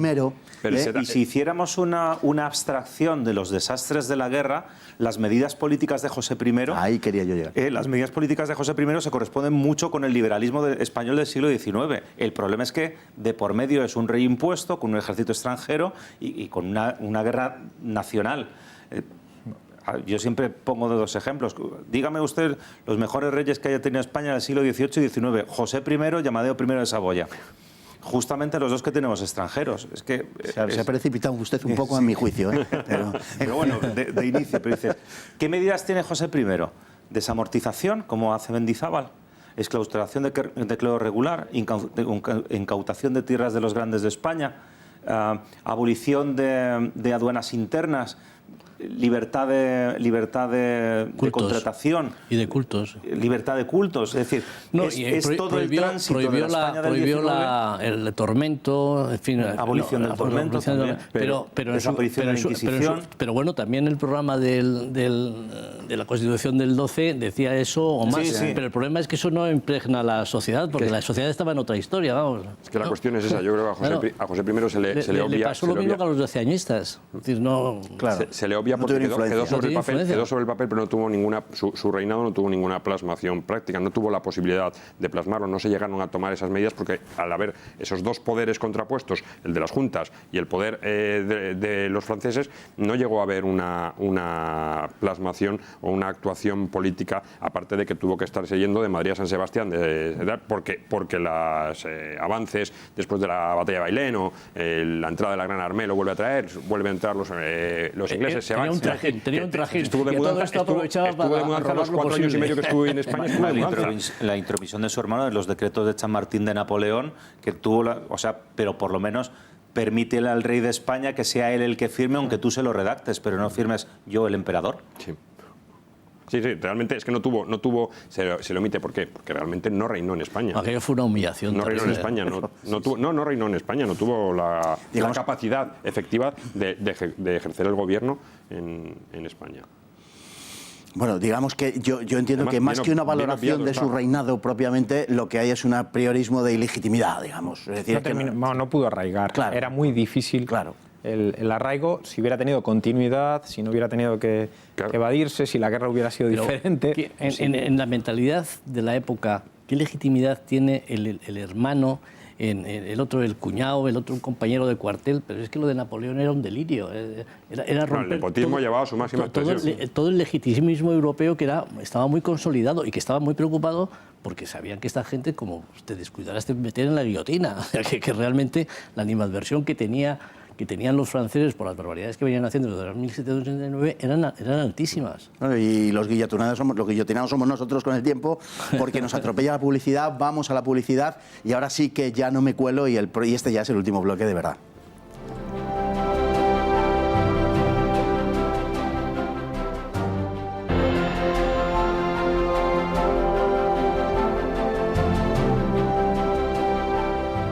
De vuelta al último bloque, vamos a dedicarlo, el más breve de todos, a una figura controvertida, condenada por la historiografía, no sé si por la historia, eso ya está a juicio de cada cual, que es la figura de Fernando VII. En fin, el rey traidor, el rey felón, un rey quizá, bueno, que en mi opinión justamente... a grandes rasgos valorado por la historia, aunque también hay que contraponerlo quizá con las expectativas que había levantado con ese deseado de sobrenombre que le hace quedar probablemente peor de lo que seguramente merezca, aunque no sé si merece mucho más. En fin, don Carlos, usted es seguro que un eficaz abogado, hasta en la medida de lo posible, por lo menos. Yo me he metido solo, de esta figura. En ese lío. Vamos a ver, es un reinado largo, como antes se decía, un reinado complejo, con vaivenes, ¿no? Y la identificación de Fernando como rey absoluto, pues miren ustedes, él cuando regresa a España en 1814 y en la frontera le esperan los liberales para que acepte la Constitución, lo que se encuentra es una muchedumbre de gente que le aclama y no hubo posibilidad de juramento en ningún caso.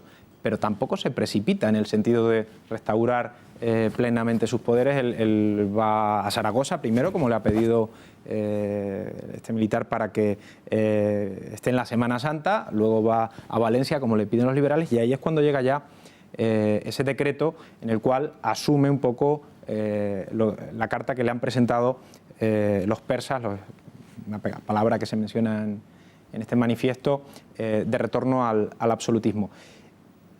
Pero empieza a reinar, efectivamente, por fin, Fernando VII, y aunque se habla de la represión y la violencia, no es tan alta la represión que ocurre en ese momento, en 1814, ¿no? Que es uno de los rasgos que se suele poner el foco en Fernando.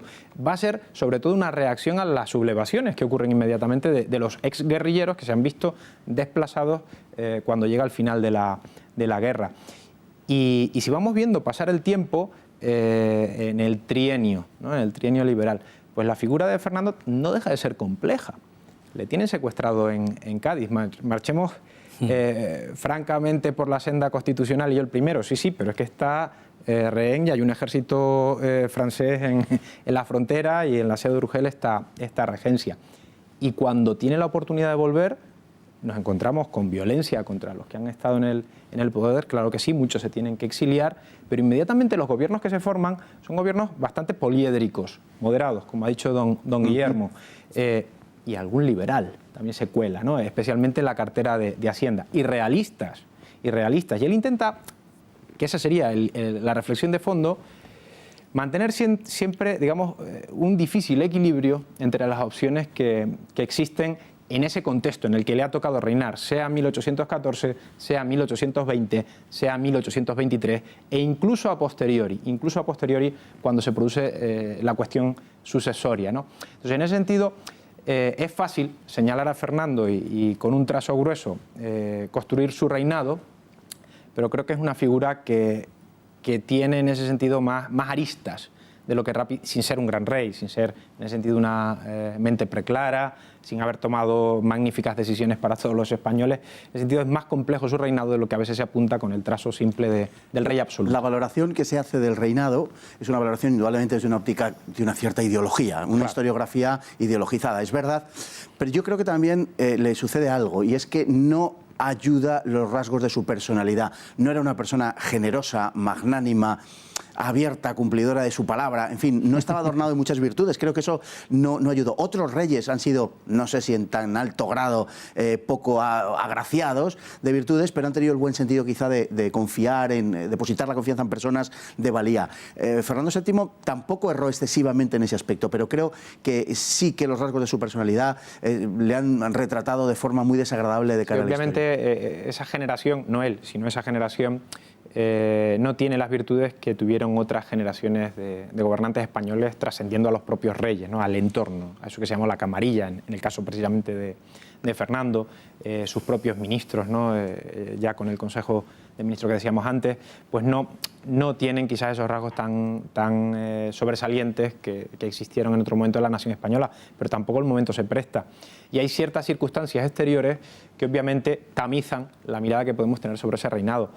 No todos los países se encuentran con un ejército ocupando el territorio así, no todos. Hay una mayoría en ese sentido en Europa, pero no todos. No todos se encuentran con la pérdida de un imperio en aquel momento, ¿no?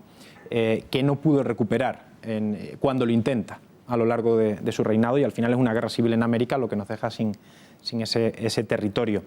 Es que son circunstancias muy complejas. Cuando él plantea la ayuda, el auxilio de la Santa Alianza, que tenía que en ese sentido proteger, ¿no?, a las casas reinantes del antiguo régimen, Inglaterra se sale, no quería colaborar a recuperar el poder español en América. En este caso ya quería otro futuro para ese enclave. Es decir, son muchas las dificultades de su tiempo. Yo creo que hay dos cosas. Uno es la época, que es terrible, y otra es la persona, ¿no? En la época lo que ocurre es que España da comienzo a los grandes desastres del exilio, de la exclusión, de la represión. Si comparamos la vida política a partir del principio del siglo XIX con la vida política anterior, en la que había una vida tradicional, que yo no quiero pasar por tradicionalista porque sea mejor, pero desde el punto de vista de lo que es la organización social era más tranquila y no se producían exilios, salvo el caso del señor Pérez, que fue una cosa de traición y de locura de este señor, ¿no? Pero no era el exilio, fue una práctica del siglo XIX, ganaban unos y se exiliaban otros, y esa era una cosa permanente. Los primeros exiliados, por cierto, son los mismos reyes, que entre el exilio obligatorio a los que le somete Napoleón, pero pensemos en liberales como Goya, ¿no? O antiguos ilustrados que terminan exiliándose a Burdeos. Realmente, como época, se inicia una época de exclusión y de violencia que hemos padecido en el siglo XIX. dentro de ese extremismo, por un lado los absolutistas, por otro lado los liberales, había en medio personas que fueron construyendo poco a poco niveles de equilibrios y de convivencia estoy pensando en Nicomedes Pastor Díaz, posteriormente todo lo que es la Unión Liberal, lo que es después Cánovas, ¿no? Eso fructifica en el entendimiento y en la paz a partir del año 76 con la Restauración, que a mi juicio es lo mejor del siglo XIX, como experiencia de lo anterior, ¿no?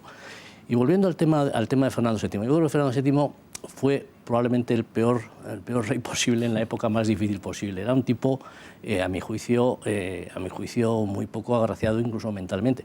Personas tan poco sospechosas del liberalismo extremo o de progresismo como Menéndez Pelayo decía que fue una desgracia para España Fernando VII, porque decía él, hubiera bastado con que hubiera permitido la libertad de imprenta y haber puesto fin a la Inquisición para que hubiera habido otro ambiente y otra convivencia entre los españoles. Lo hizo, también lo hizo en 1824. También es cierto, la Inquisición no vuelve después del trienio. No, 24 no, pero la libertad de imprenta no la permitió, ¿no? Y tardó muchísimo en levantar la Inquisición, ¿no?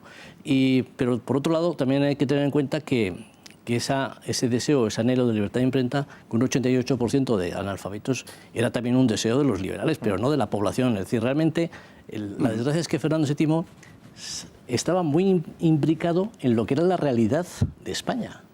Y por eso el absolutismo era lo que deseaba la gente cuando volvió en el año 14. Y eso es lo que le permitió, entre comillas, morir en la cama en el año 32 y tener un sistema de funcionamiento prácticamente homogéneo desde el principio, aunque efectivamente al final de su reinado echó manos de ilustrados y de liberales, ¿no? Es que como figura histórica se le puede salvar muy poco. Intrigante, primero en el Escorial, y cuando jura y pide perdón a sus padres de que no se repetirá, tenemos una segunda intentona, que es la de Aranjuez. Cobarde, porque cuando el general Savary, que era conocido como el perro de Napoleón, le va engañando para llevarle hasta Bayona, anticipando que el emperador no puede llegar a Burgos, tal vez esté en Vitoria, tal vez en San Sebastián, no tiene el coraje de dar la vuelta.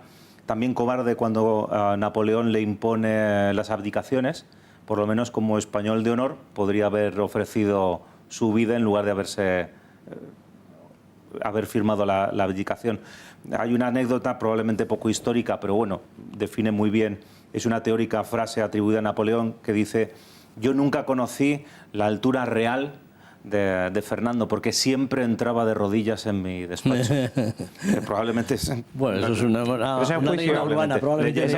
Pero la comparación con Carlos IV sí, no le desmerece para nada. No, es que tenemos ahí justamente dos reyes de España que en ocasiones está muy difícil de diferenciar cuál de los dos. Su tutor es Escóiquiz, que encima tiene... Aquí sí es para llamarle la atención a Godoy, porque fue Godoy el que le eligió como tutor del rey. La figura del ministro de Justicia, de Gobernación, de Calomarde, que es justamente el mayor represor en el periodo a partir de 1824. La poca confianza que tiene Fernando VII en su propio ejército, porque Angulema se queda, creo recordar, que durante 3 años. Durante 3 años a costa de... Pero eso son, digamos, cuestiones temporales. Fernando, por ejemplo, en el año 14 no confía en los guerrilleros, confía en el ejército para restaurar, es decir, restaurar su poder a partir del retorno de él como rey.